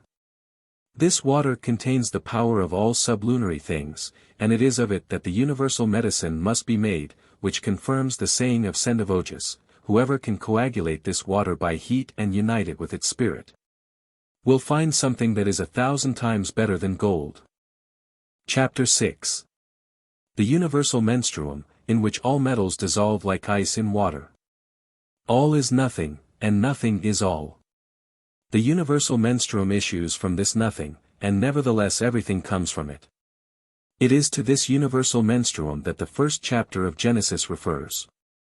It is a parturition power, a mother and nurse of minerals, plants, and animals. It is spirit and body. At the beginning, this body looks moist and cold, but it contains its spirit which is its life. Although its star is cold and dry within, it is as yet from it, as from a hidden abyss, that plants, animals, and minerals, stones, salts, fruits, etc. arise. It is in it that the bird of Hermes and the universal spirit have established their dwelling place, and it is from it that the universal medicine is extracted, as Sendivogius tells us in his treatise. Dig a ditch and put into it our living water, i.e., the universal menstruum. In our water you will find our sal ammoniac and the universal spirit which contains all things. In this element water we not only find all other elements, but, in addition, we can dissolve, preserve, and multiply all things in it, and strengthen the power of all inferior and superior things. There is no doubt that one can dissolve all bodies in it and bring them back into their materia prima, since they were all water in the beginning. A thing that could harden can also turn back into water, and that by means of our sea water, or life water, or water that does not wet one's hands. No other, be it from wells or fountains, or aquafort or any other kind of water, can be used. All are harmful except that which is extracted from the rays of the sun and the moon by means of our magnet or steel. The means of drawing this water and of producing our sebamia is little known. But enough of this. Chapter 7. Medical Gold. One must know that the universal medicine or the medical gold is in all beings and can be extracted from them more or less easily. Above all, it is in gold, in wine, and in human beings. The universal medicine is the philosopher's stone of the ancients, which not only cures all diseases but purifies all imperfect metals and changes them into pure gold. It is made solely with the universal materia from which all beings have issued, as we said above. By universal medicine we understand our magnesium, from which the gold panacea or the elixir of life can be extracted. We shall take this matter up later. To God, one in 3 persons, who has given me the understanding, the will, the ability to accomplish, my eternal gratitude. Hallelujah! Force and power, honor and glory be to God our Father, to Jesus Christ the Lamb, and to the Holy Ghost, in all centuries. Amen. Treatise 4. Tripartite Phalaia. Excerpts from the 4th treatise of the chemical antidote. I.e. the fundamental operation which will teach us how to safely extract the balsam of the microcosm, and the art of making of it a panacea for the cure of diseases. Chapter 1. The medicine Phalaia, and what it is. Phalaia, panacea, is a medicine extracted from the 3 principles, salt, sulfur, and mercury, coagulated into a transparent and clear stone and prepared by the spagyric art, by putrefaction, sublimation, dissolution, conjunction, coagulation, and fixation, into a unique medicine and a panacea by which all internal diseases can be cured, thanks to the help of God Almighty. Chapter 2. In what points this medicine differs from others, and if one can find only one specimen. As many substances as there are in the world, as many different stones can be prepared from them, since every substance, if prepared by the hermetic art and reduced to its 3 principles, thus brought to a higher state by conjunction and coagulation, results in a transparent and clear stone after its fixation. This is achieved precisely because the death's head and the feces are rejected, so as to keep only the quintessence and the most subtle substance of the spiritualized being. But although every kind can yield a transparent stone, it does not follow that it is a phalaia or panacea. It is only effective according to its natural properties and qualities, though with greater virtue in a smaller dose. Here are the 4 substances from which can be extracted a phalaia or panacea that has its special virtue. 1. First and above all, the universal menstruum with which the philosopher's stone or the universal phalaia is prepared. 2. The microcosm or the little world, from which the animal stone or the phalaia of the microcosm can be extracted. 3. The celestial dew or Noah's water, from which the plant stone or the Tartarus phalaia can be extracted. 4. The Adamic earth or golden or bearing earth, with which one obtains the mineral stone or the mineral panacea. Chapter 3. The kind of Phalaia of which the author wished to speak in this little treatise. My intention here is not to speak of the universal Phalaia or the philosopher's stone but of the tincture of the microcosm or the animal Phalaia, having, by the grace of God, worked it out and brought it to a successful issue. Nor will I speak at this time of the mineral and the plant stones, since my two little treatises, the chemical basilica and the golden panacea, describe them and make them sufficiently understood. Chapter 4. Under what aspect the animal Phalaia or the microcosmic stone must present itself. In the name of God Almighty, take some salt water from our fountain, such as it comes from our sea, which originated in Judea and which was diverted from there by the wheeliness and perfidiousness of women, so that it call now be in the whole world. Take as much of this sea water as you can collect at the time of the crescent moon. And although it can be found at any time, this is always the best, especially at the beginning of March, or when there is a conjunction or a good aspect of the sun with the moon. The gathering is to begin in the first degree of the Ram, Aries, and to end in the last degree of Virgo. When the harvest is finished and has sufficiently rested, 2/3 of a retort are filled with it and 1/3 is left empty, then the retort is put on hot ashes. Now you will see the melicenas come and go in this sea water, and that happens at the beginning of spring. But when the sun moves into the lion and the warmest days set in, the melicenas disappear and in their place you will see rise and descend an innumerable number of pygmies into the mouth of the retort, with so much agility that I was often amazed at it. These little Phygys do some strange work which consists in taking the subtlest salt of this sea and transporting it high up into the head, letting the water fall back through the neck into the belly of the retort, a work which they repeat till the salt of the sea has disappeared. Then they disappear.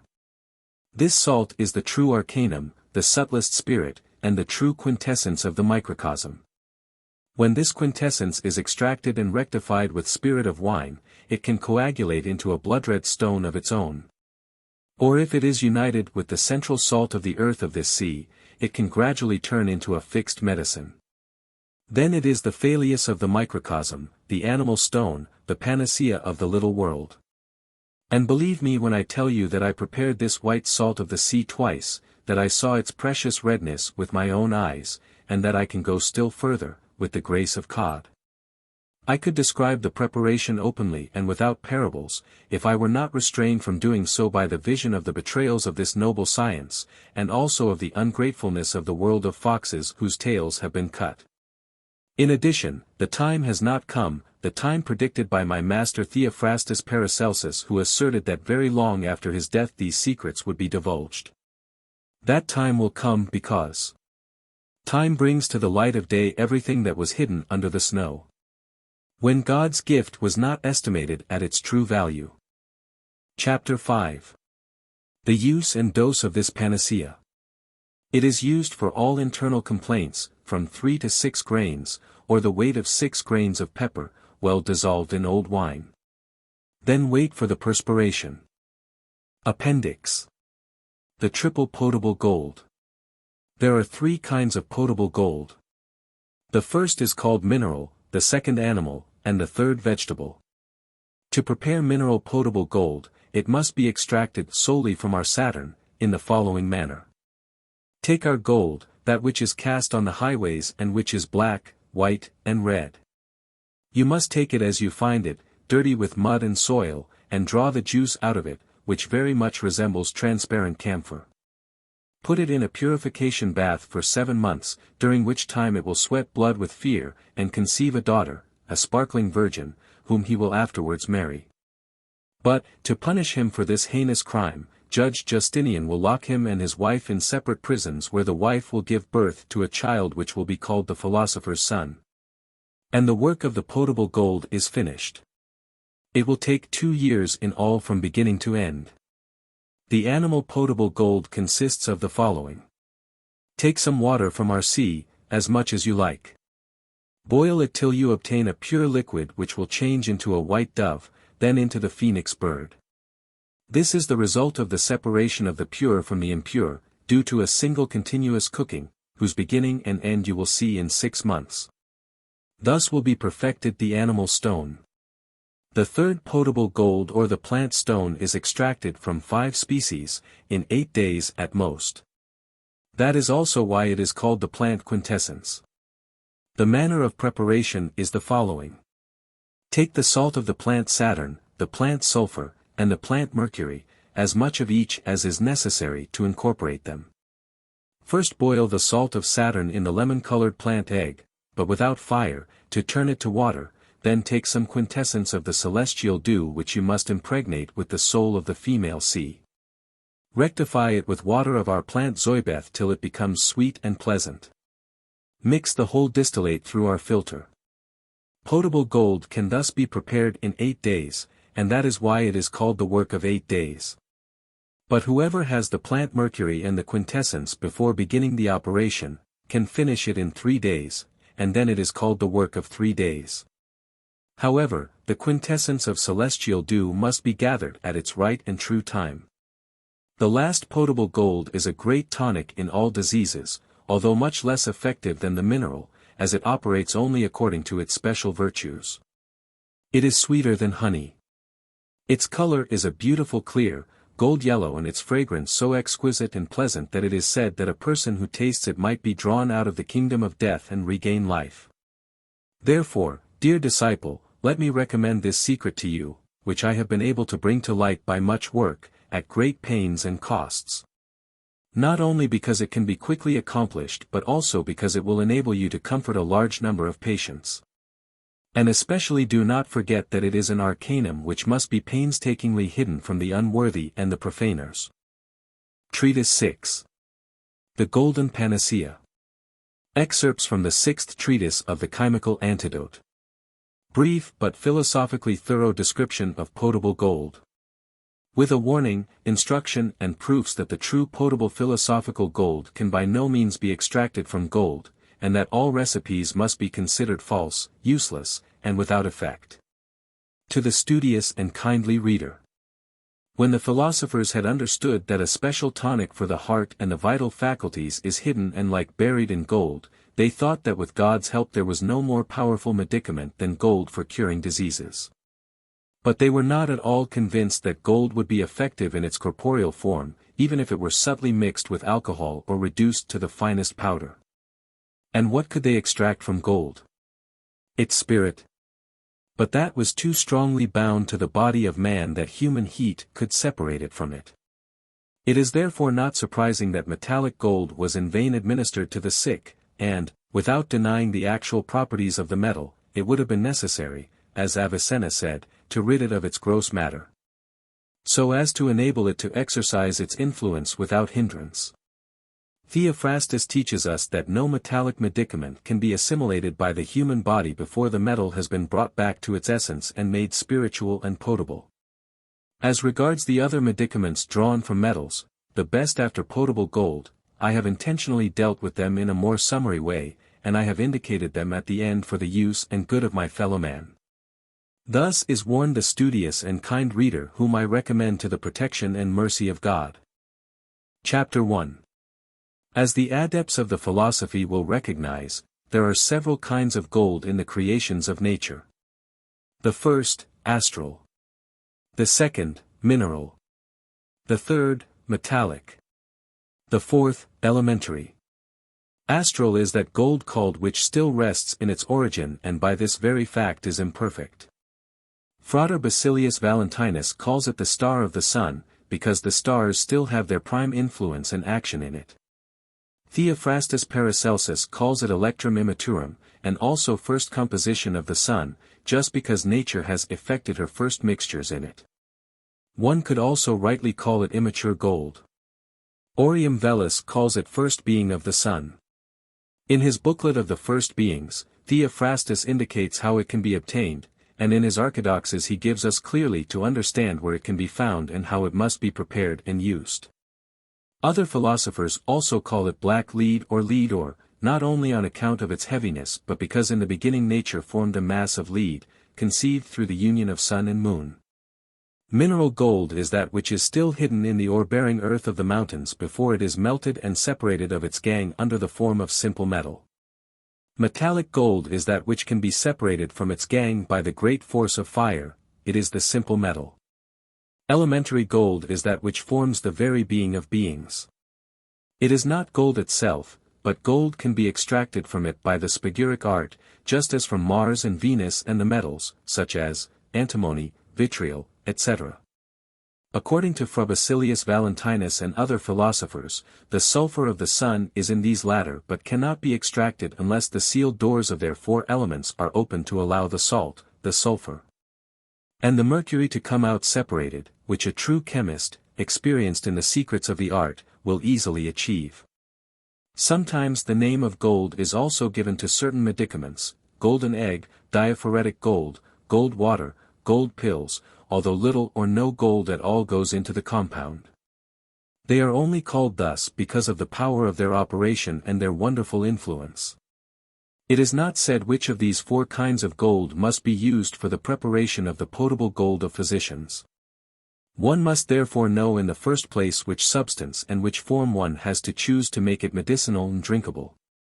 The next chapters will deal with the result of my own experiences to enlighten the reader. Chapter 2.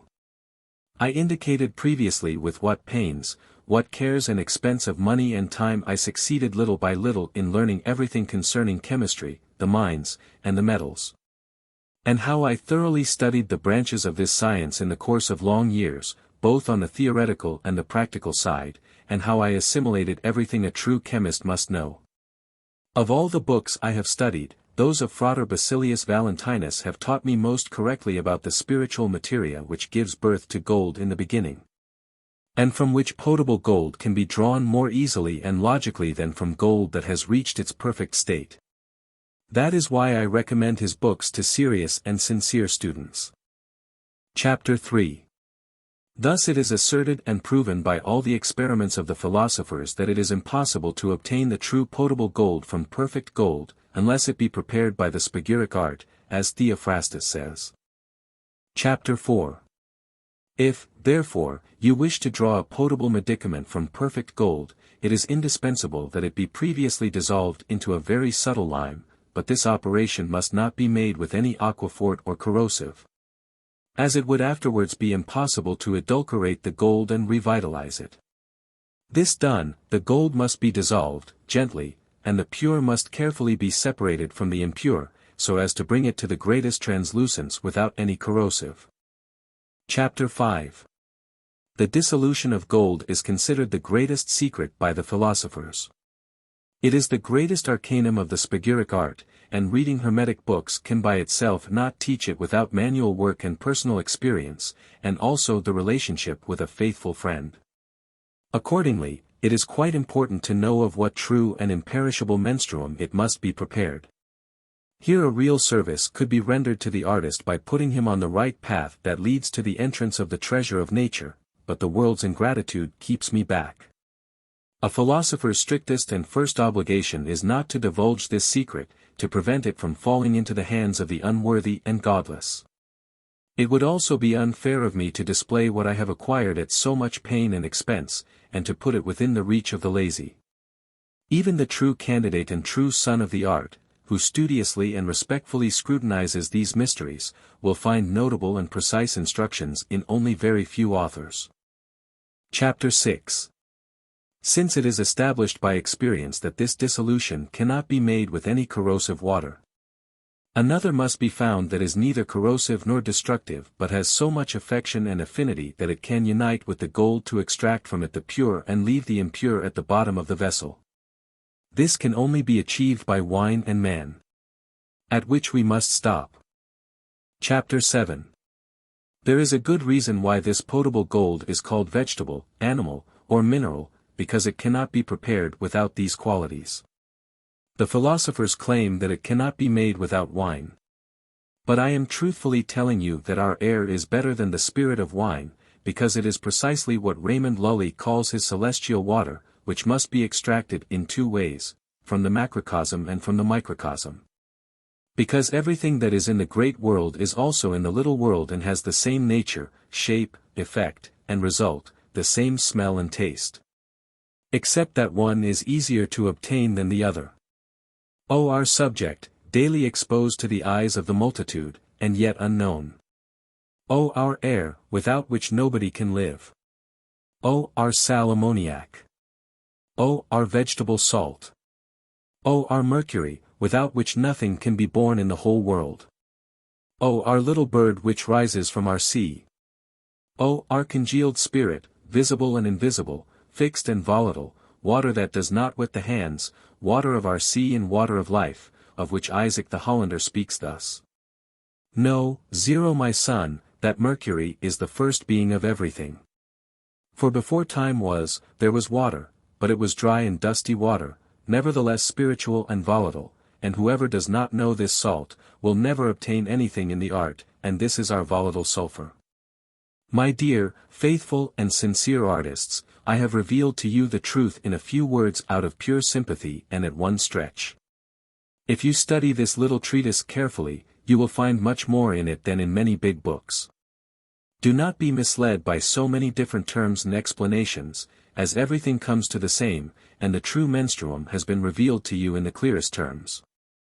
For this thank the Eternal, King and Lord of all kings, the Almighty Creator of heaven and earth, who alone can grant understanding and wisdom to him who prays fervently for it. To him be praise, glory, and eternal gratefulness.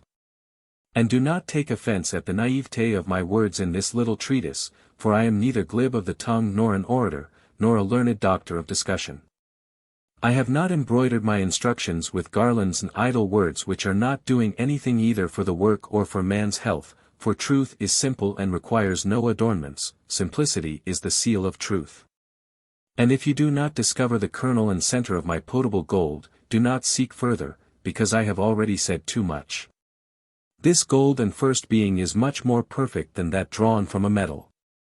Therefore it cannot be found everywhere and cannot be harvested at all times. The work requires very subtle operations before it is perfect.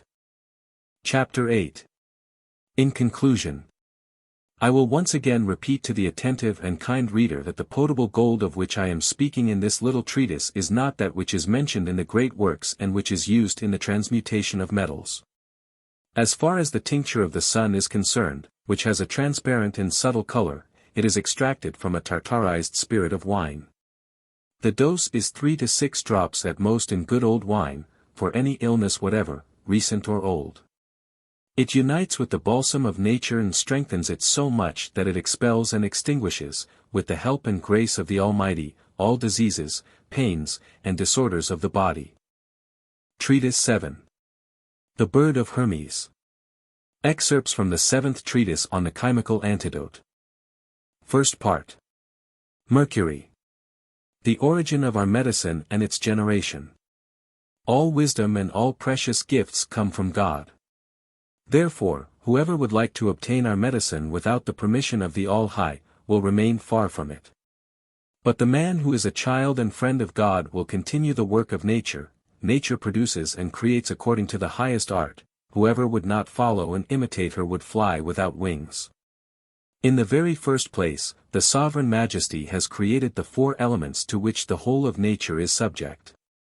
These elements are arranged in such a way that they act one upon the other. Fire, the first and noblest, acts upon the air and produces the sulfur, the air operates in the water and produces the salt. The water then acts in the earth and generates mercury. There then are the 3 principles born of the 4 elements. They are in the earth, are preserved and nourished there, and that is why Hermes affirms in the Emerald Tablet, the earth is its nurse. Philosophical Mercury. What it is. After the 4 elements have poured their force and power into the center of the earth according to the law of nature, they are sublimated by the heat that is enclosed there, rise as vapor, and at the surface are turned into water. Which vaporous water is called mercury. It is of this mercury that all things in the world were born. And that is why philosophical mercury is not the vulgar mercury, nor just any body extracted from imperfect metals, but it is their principle and root. And the philosophers were not wrong when they said, what the wise are seeking, is in mercury. In truth, one can give him all names, since it is of him that all things are born, but his true name is air. Believe me when I tell you that if I had not seen with my eyes and touched with my hands this coagulated air, the color of snow, it would have been impossible for me to believe that our sea contains a dry water. When I seized it, I was very astonished to see that something of so little value could be all in all. Still doubting my discovery, I wanted to know if it was really air. I put it in an open vessel, and lo! It disappeared suddenly and turned back into water in a short time. It had rejoined its chaos, magnetically attracted by it, because it had previously been air itself. Of which I am very glad. That is why I beseech all those who have come to know this air by its name and its virtues, always to remain in the presence of the Lord God Almighty and to strictly hide this secret from the unworthy, so as not to incur the curse of all the philosophers and eternal damnation. Philosophical mercury, therefore, is nothing but coagulated air and a dry water hidden in our sea. And thus speaks Hermes, the wind has carried it in its belly. Where and in what place our mercury can be found? Where our mercury is to be found is carefully hidden by the philosophers, hardly one in 1,000 points to it. But the pertinent instruction is given in parables and veiled words to those who deserve it. In the beginning, the earth was without valleys, without mountains, without stones or minerals, all flat and desert. But as soon as the elements had thrown their seed into its center, it was diversified in 1,000 ways. As the archeus of the earth has sublimated our mercury in the mother, the matrices are countless, for as many places there are, as many matrices exist, some purer than others. However, our mercury is unique, like a river flowing out of a spring. The diversity of the matrices results in all sorts of colors, salts, oils, and 1,000 other things. Mercury is spread in all parts. That which flows over salt is salty, that which flows over oil is greasy, etc. For water does not change the place that it reaches, but the place changes the water. Thus, although all things are in mercury, all things are different in accordance with the matrix and the degree of digestion in the matrix, and the degree of coction by the fire of nature. Let us recognize with all the philosophers that our mercury is in everything, plant, animal, or mineral, but that it is more or less difficult to extract and more or less impure. So, after much research, our predecessors found that it could easily be drawn from one single substance. This materia is Saturn, or Lidor, that is, antimony. Thus speaks Rosimus 4, I am telling you that our living water is drawn from Lidor, which affects everything. And the Rosarium Philosophorum says, philosophical mercury is that in which nature has as yet worked little and which she has left imperfect under a metallic appearance. Likewise writes Flammel, in the earth there grows a lead materia, a coagulated mercury, that is the one you must take. Well, all philosophers agree in saying that our mercury is closest to Saturn and that it can easiest be extracted from it. How the philosophical mercury must be extracted and how it must be prepared. To extract the mercury from antimony, a regulus must first be made. Then it has to be sublimated till it turns into flowers the color of snow. If these flowers are treated with tartar, they are transformed into a live mercury. Preparation of mercury. Take some philosophical mercury, set it to putrefy for 40 days, and it will become all black. Put this black substance into a well-stoppered retort. Set it in an open fire to distill, and a phlegm will come out of it. Continue the distillation till the white spirits no longer come out. Put them aside and add another receptacle. Increase the fire till you obtain blood-red droplets. It is the blood of the green lion which must be coagulated with its own salt. The dose is 1 grain in cases of epilepsy, apoplexy, mental derangement, tuberculosis, jaundice, dropsy, calculi, gout, hypochondria, syphilis, and all fevers, whether pernicious or not. Second part. Sulfur. Philosophical sulfur. What it is. In the first part, I said that all earthly things come from an effluvium or volatile air, and when that vapor, rising from the center of the earth, is sublimated, it mingles with the oily substances of the said earth and coagulates there. Then it is called philosophical sulfur. When this compound is then purified by coction, it results in a fiery substance, that is the true sulfur, also called the philosopher's egg and philosophical vitriol. However, we must not forget that the mercury of the wise contains in itself its own sulfur, pure and good, due to the right mixture by nature herself. Philosophical sulfur is therefore nothing but a double mercury. Arige oris, Pamphylius, prick your ears, Pamphilius. The philosophical egg. From what substances our sulfur must be extracted? The philosophers say, antimony is the mercury, and vitriol the sulfur. But this is only a way of speaking, as they let us understand that neither vitriol nor antimony is useful for our work. They rather keep to the egg, as in it there are the four elements in one subject: the yolk is the fire or the sulfur, the white is the water, the membrane is the air, and the shell the earth or the salt. The bird inside is the true mercury, the soul and the quintessence, the only thing we need for our medicine. All enlightened doctors know that wonderful medicaments can be made with our egg, which they have hidden under the name of philosophical white body and clearness of the two hillocks. How philosophical sulfur is to be extracted and prepared.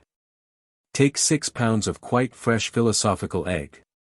Put them on your furnace, in a retort, and add a receptacle. Distill the phlegm with a gentle heat for as long as the white vapors rise until the philosophical egg settles in the receptacle.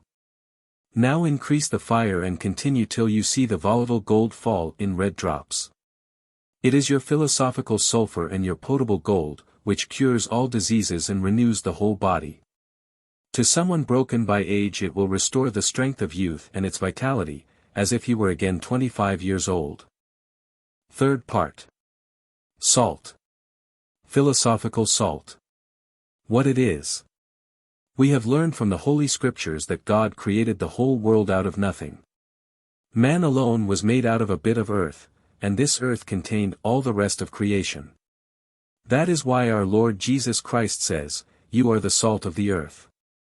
Gospels according to St. Matthew, it is in the earth where is the salt that dissolves, separates, and reduces all things into their prima materia.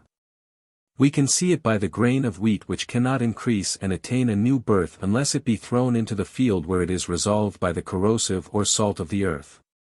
But 3 kinds of salt are found in the earth: one is volatile and is compared to sal ammoniac or mercury, one is of a middle nature, and is compared to nitrate or to vitriol. And the third, alkaline or fixed, is compared to ordinary salt and to gold. If you can follow and discern my intention, you will have learned more by these few words than in 15 years of work. Well, to conclude I would add, and confidentially, that our salt is nothing but sulfur and mercury, in which lies the salt. Where this salt is and from what substances it must be extracted. Salt is the root of the whole art. It is the key for opening and closing. Therefore the whole secret is hidden in the salt. Hermes says, the salt of the metals is the philosophical stone. He says further, whoever has the salt of the metals knows the secret of the ancient sages. Indeed, in the salt of the metals the body, spirit, and soul of sulfur and mercury lie hidden. Therefore the philosophers carefully concealed its origin, but yet they tell their enlivened children that it is in the water. Thereby they mean to say that there is much beautiful transparent silex in running water, of which all kinds of precious stones are made, such as hyacinths, rubies, topazes, emeralds, and sapphires. I myself have often made some. And here is how to proceed. Take some Saturn. Calcine it till it turns into a beautiful red. Of this red lead take 5 parts. Calcine 1 part of silica, and when everything is well grated and mixed, put it in the fire. First will come out some stones that are green like emeralds, then red like rubies, then of different colors, according to the degree of the fire. The philosophers also say that in their stone resides the greatest fire. Everybody knows that one can draw fire by striking the silex with steel. They add that it is a vile thing which one sets little value on but without which one could yet not live. Well, I am asking you, my brother, what is more despised than silex which is lying about everywhere? And yet, who could live without fire? How are we to keep warm and cook our food? I wanted you to understand this, so that you could agree that the philosophers have well described their stone but have not been understood by the unworthy and ignorant. Whoever wants other explanations will find them in the book entitled Tuba Philosophorum 11, which contains passages wherein the most famous philosophers are in accord. Now then, they all say that the work cannot be perfected without our salt. And it is our sal and ammoniac that dissolves all bodies into oil or clear water. It is the key called wisdom key, with which one can obtain everything. How the philosophical salt must be prepared.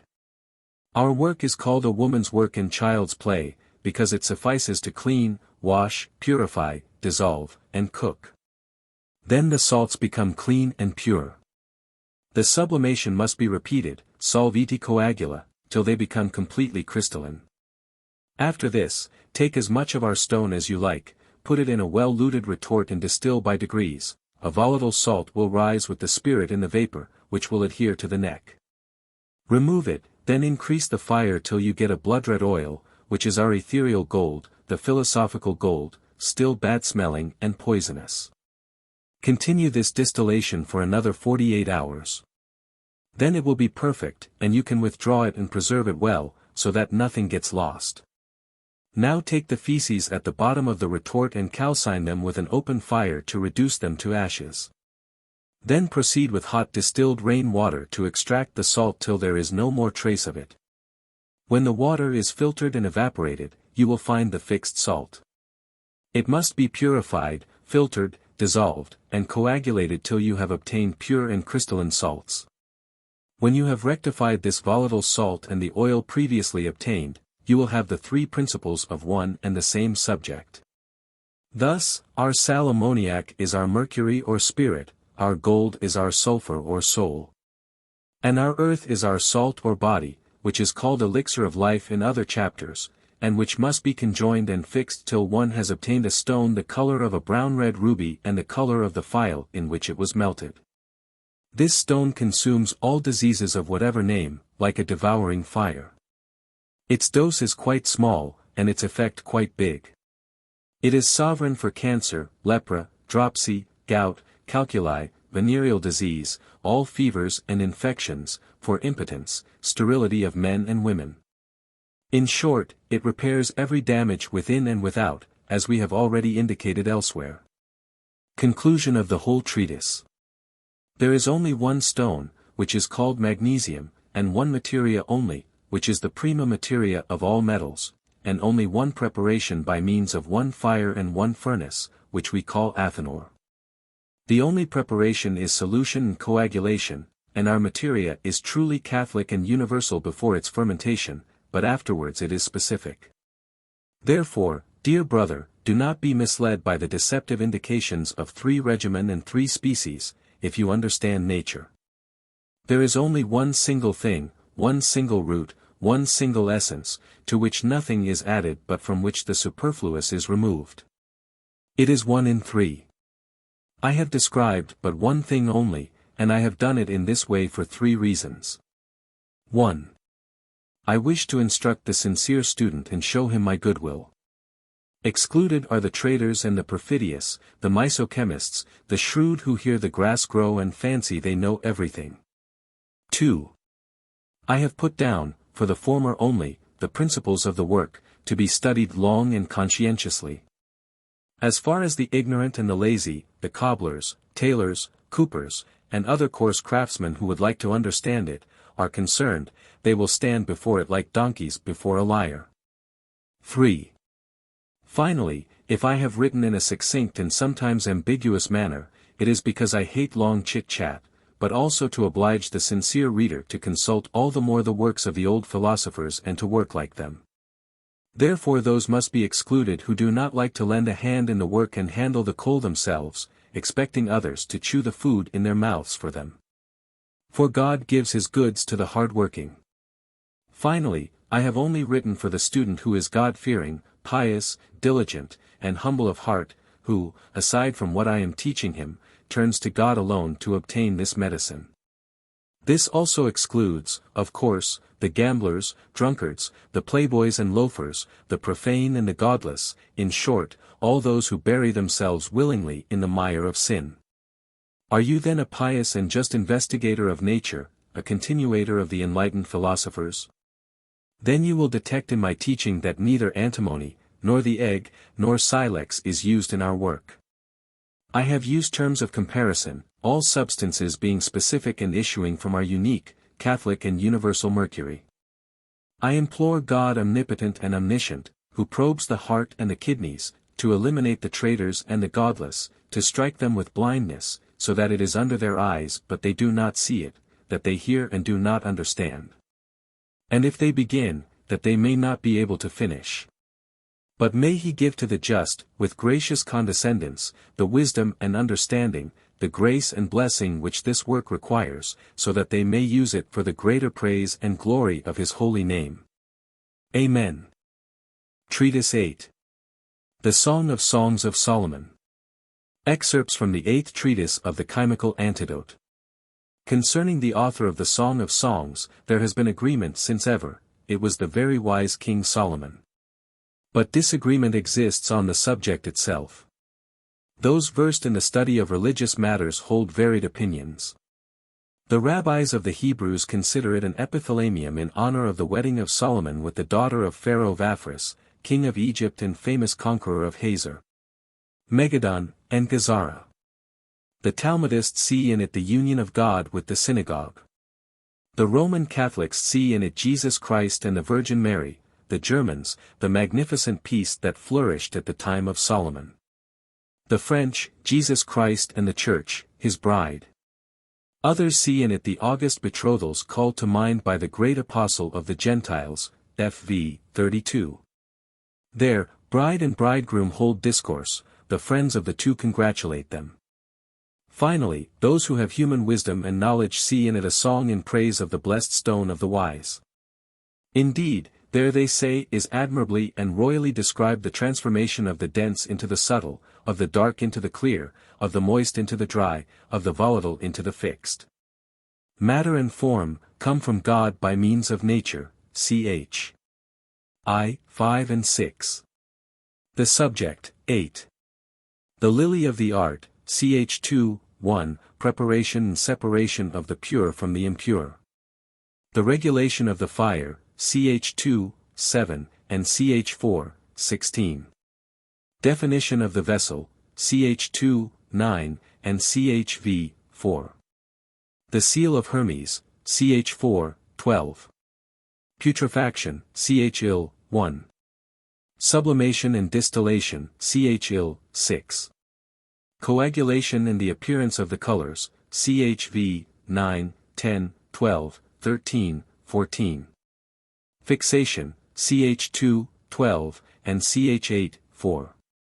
The 4 parts of the philosophical year till the perfect preparation. Winter, or putrefaction, ch. 2, 11.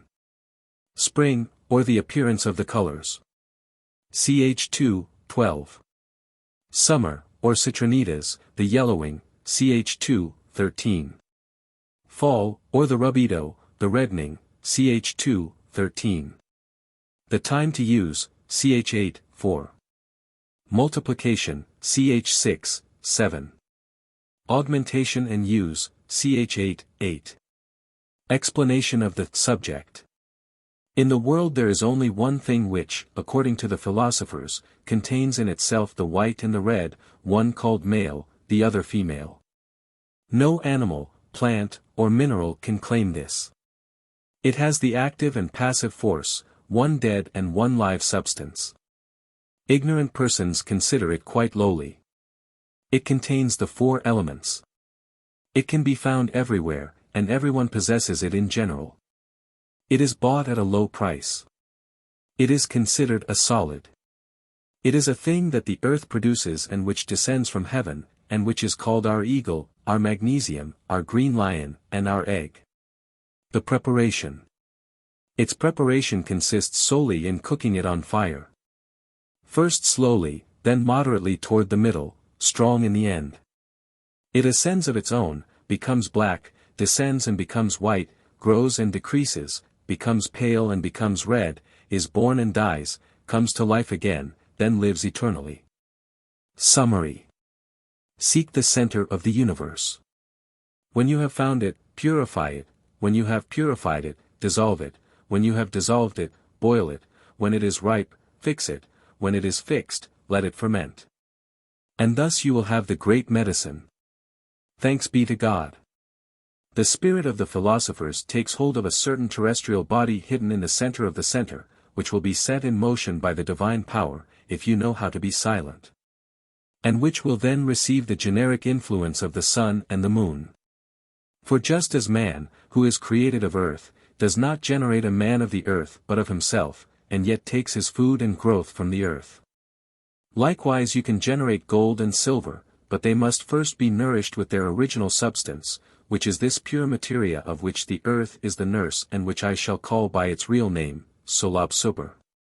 It is a unique stone, a unique object, which has to be gathered with care and with joy, but which costs nothing. It is not found in apothecary shops, for anything one buys from the apothecary has a price, either high or low. What we need is considered useless and sordid. This pearl is trod underfoot in the street. If you possess it, proceed as I have indicated in my little treatise. First distill the yellowish water, rain will form. Then increase the fire, and the very fetid spirit will follow. One has to dig in this fetidness, and to do so, the fire must be increased even more. A very red oil will come out, then some white smoke. The fire is increased till all the smoke has come out, then let it cool. At the bottom of the vessel is the black earth, spongy, which you must gently separate from the fire, with great industry. I have spoken. Praise be to God in all his operations. Treatise 10. The Hermetic Herbal. Excerpts from the 10th treatise of the Chemical Antidote. Where the most salutary plants are indicated, according to the teachings of Hermes and Raymond Lull. How they must be gathered during the time of their greatest balsamic influence. Their right preparation and use, and also their signatures. Absinthium, absinthe, wormwood, induces menstruation and soothes stomach aches. Acetosa, sorrel, has a red signature and cures dysentery. Alkahenji, strawberry tomato, ground cherry, which has the signature of the bladder, induces urine and expels calculi.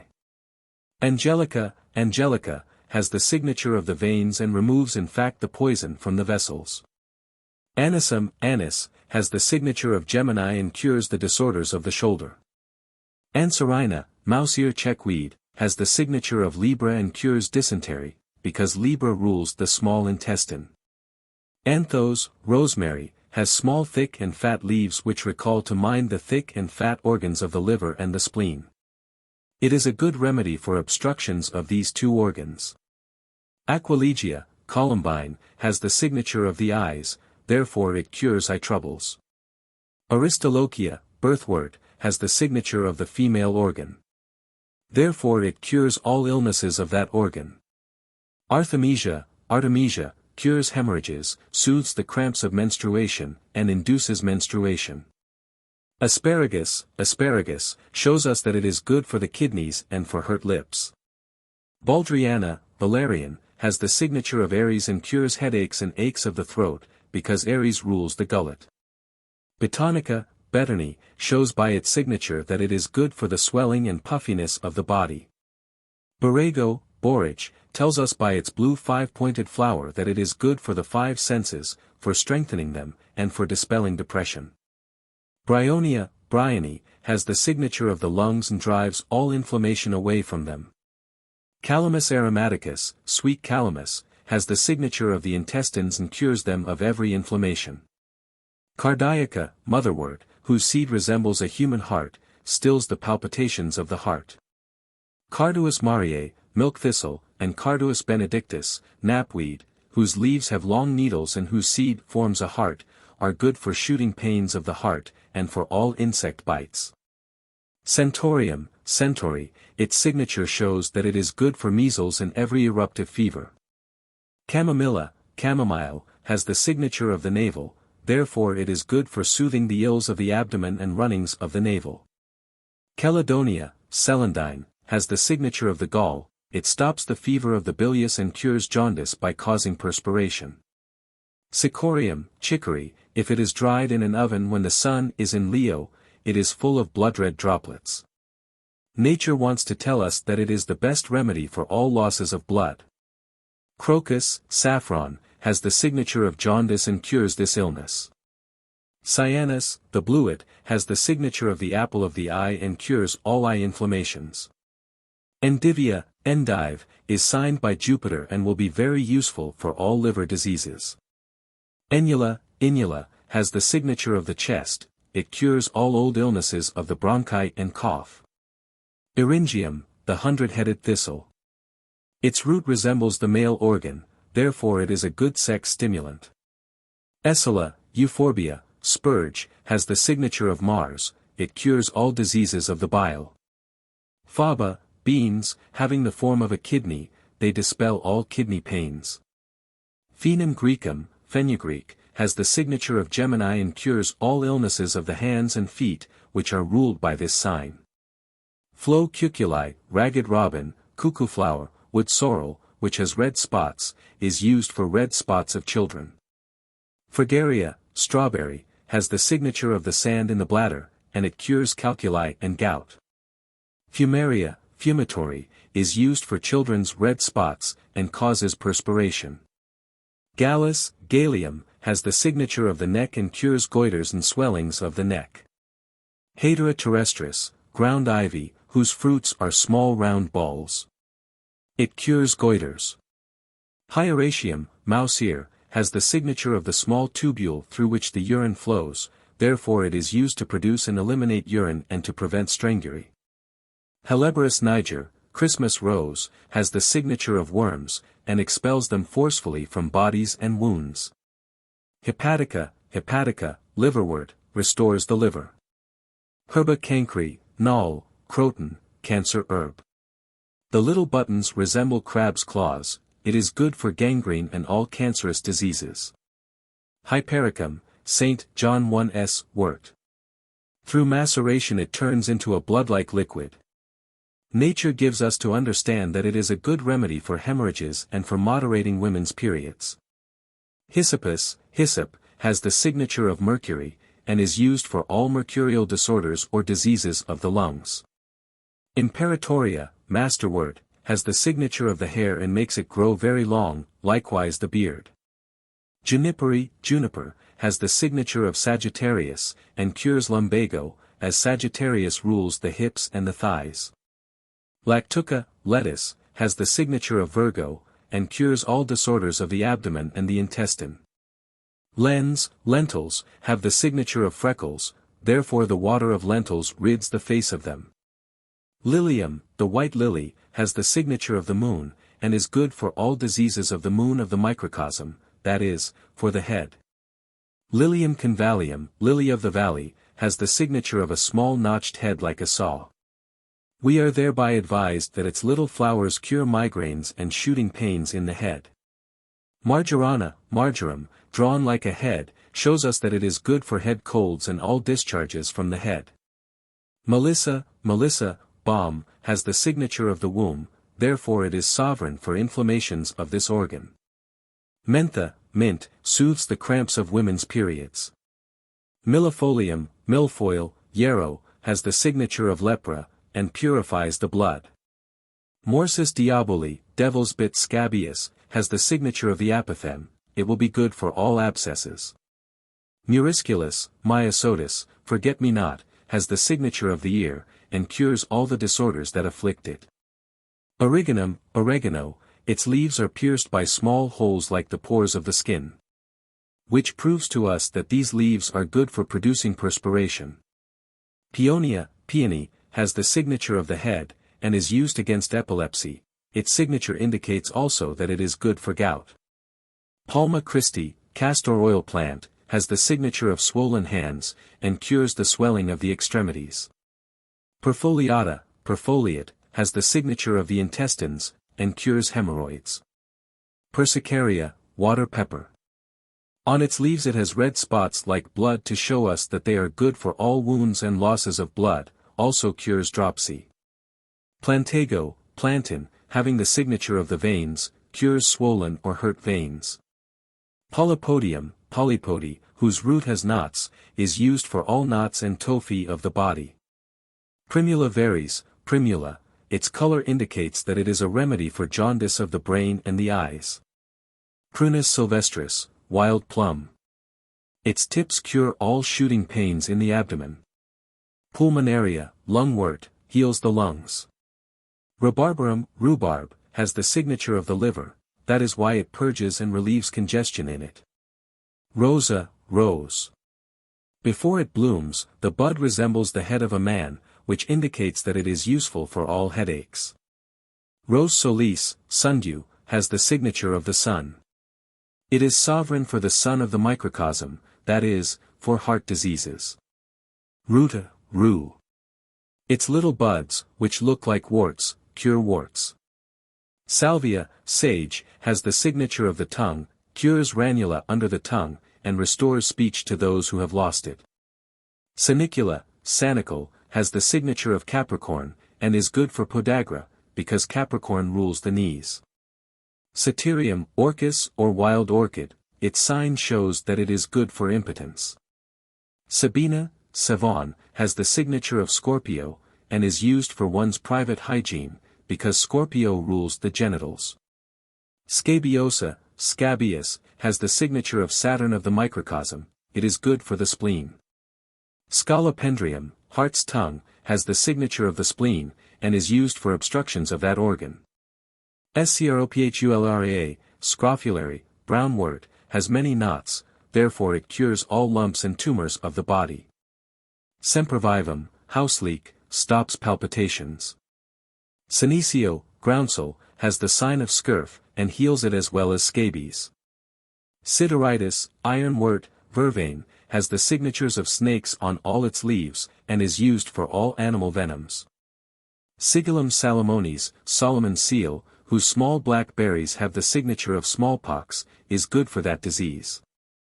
Sinapi, mustard, resembles sand, and drives calculi and sand from the body. Cinari, cineraria, has the signature of Aquarius, and is used for swellings and wounds of the calves. Spica, lavender, has the signature of the lion, and is used for diseases of the stomach, which is ruled by the lion. Tormentilla, tormentil, has the signature of dysentery, and is the best specific for that illness. Tussilago, colt's foot, has the signature of the bronchi, and wonderfully soothes coughs. Umbilicus veneris, pennywort, has the signature of the navel, and is used for hernias. Urtica, nettle. The thousands of small prickles on its leaves show that it is good for pangs and burns of the intestines. Verbascum, mullein, dispels the swelling of the private parts.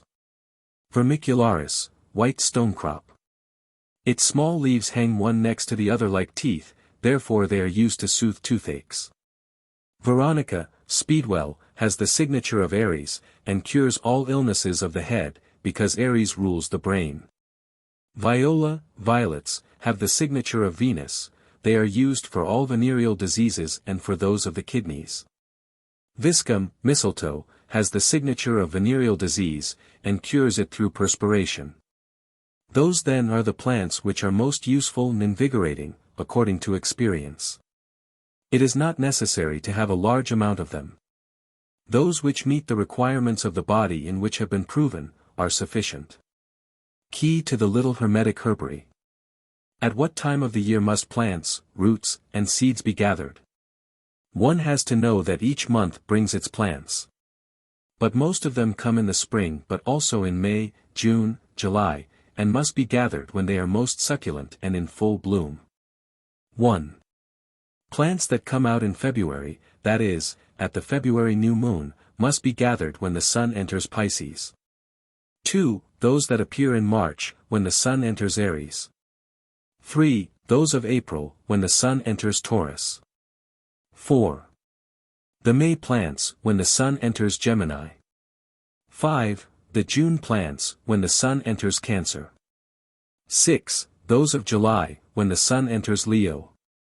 7. Those of August, when the sun enters Virgo. 8. those of September, when the sun enters Libra. 9. Those of October, when the sun enters Scorpio. 10. Those of November, when the sun enters Sagittarius. 11. Those of December, when the sun enters Capricorn. It is the month of Christ. 12. Those of January, when the sun enters Aquarius. All these plants and seeds must be picked in their time and at the crescent moon. The roots must be dug up before the bloom and growth of leaves, but at the waning moon, as the whole power of the plants is then concentrated in the roots, and if they were only dug up in October or November, all their power would have gone from them. The preparation must be made in the signs of Aries, Libra, and Aquarius. That is the right time. N.B. All plants must be picked and dug up before sunrise, because then all their virtues are in them.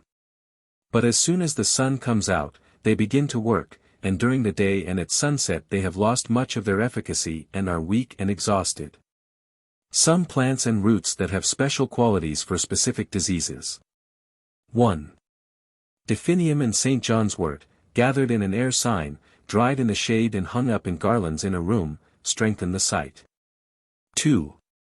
The peony, if the roots are unearthed during the waning moon of Aries and Gemini, they are good for the epilepsy of children if they carry these plants around their neck. 3.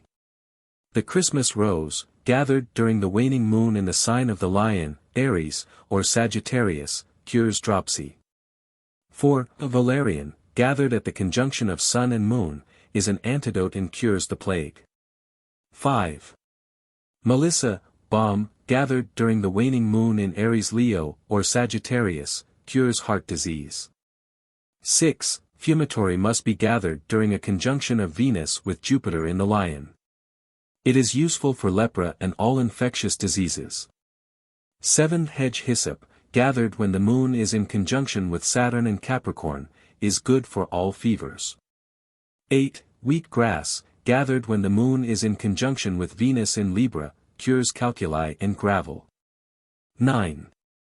Endives, gathered when the moon is in conjunction with Jupiter in Sagittarius, cures all obstructions of the liver. 10. Santonica, gathered and absorbed in the evening of St. James's Day, immediately stops the most burning pains of calculi. The plants of the 7 planets, at what time they must be gathered, and directions for their use. Now follow the plants of the 7 planets and the times at which they must be gathered. 1. The plants of Mercury, gathered during the ascendance of Gemini or Virgo and while Mercury is in conjunction with the moon, are used in diseases of the lungs. 2. The plants of Jupiter must be gathered when Pisces or Sagittarius is ascendant, and Jupiter is in conjunction with the moon, to cure the liver. 3. The plants of Venus must be gathered when the moon is in Libra and in conjunction with Venus, they cure the kidneys. 4. If those of Saturn are gathered when the moon is in Capricorn and in conjunction with Saturn, they heal the spleen. 5. The lunar plants must be gathered when the moon rises in Cancer and is conjoined with Jupiter, they heal the diseases of the brain. 6. The solar plants, when gathered when the moon rises in Sagittarius conjoined with Venus and Jupiter, heal heart diseases. 7. The plants of Mars, gathered when the sun is in Aries and the moon in conjunction with Mars, heal all inflammations of the bile. The Hermetic or Theophrastic cure. Excerpts of Chapter 3 of Medicina Militaris, First Treatise of Chemical Therapeutics. The Hermetic or Theophrastic cure consists of sublimation, distillation, extraction, separation, calcination, reverberation, putrefaction, coagulation, conjunction, fixation, and reduction. There are also 4 degrees of fire that must be adhered to, which is of great importance. 1.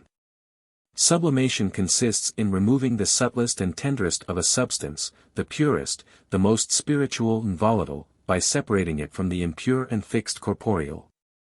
2. Distillation consists in extracting the spirit, the water, and the oil of a substance. 3. Extraction consists in removing the subtlest and most transparent substance, the quintessence and spiritual being of a body.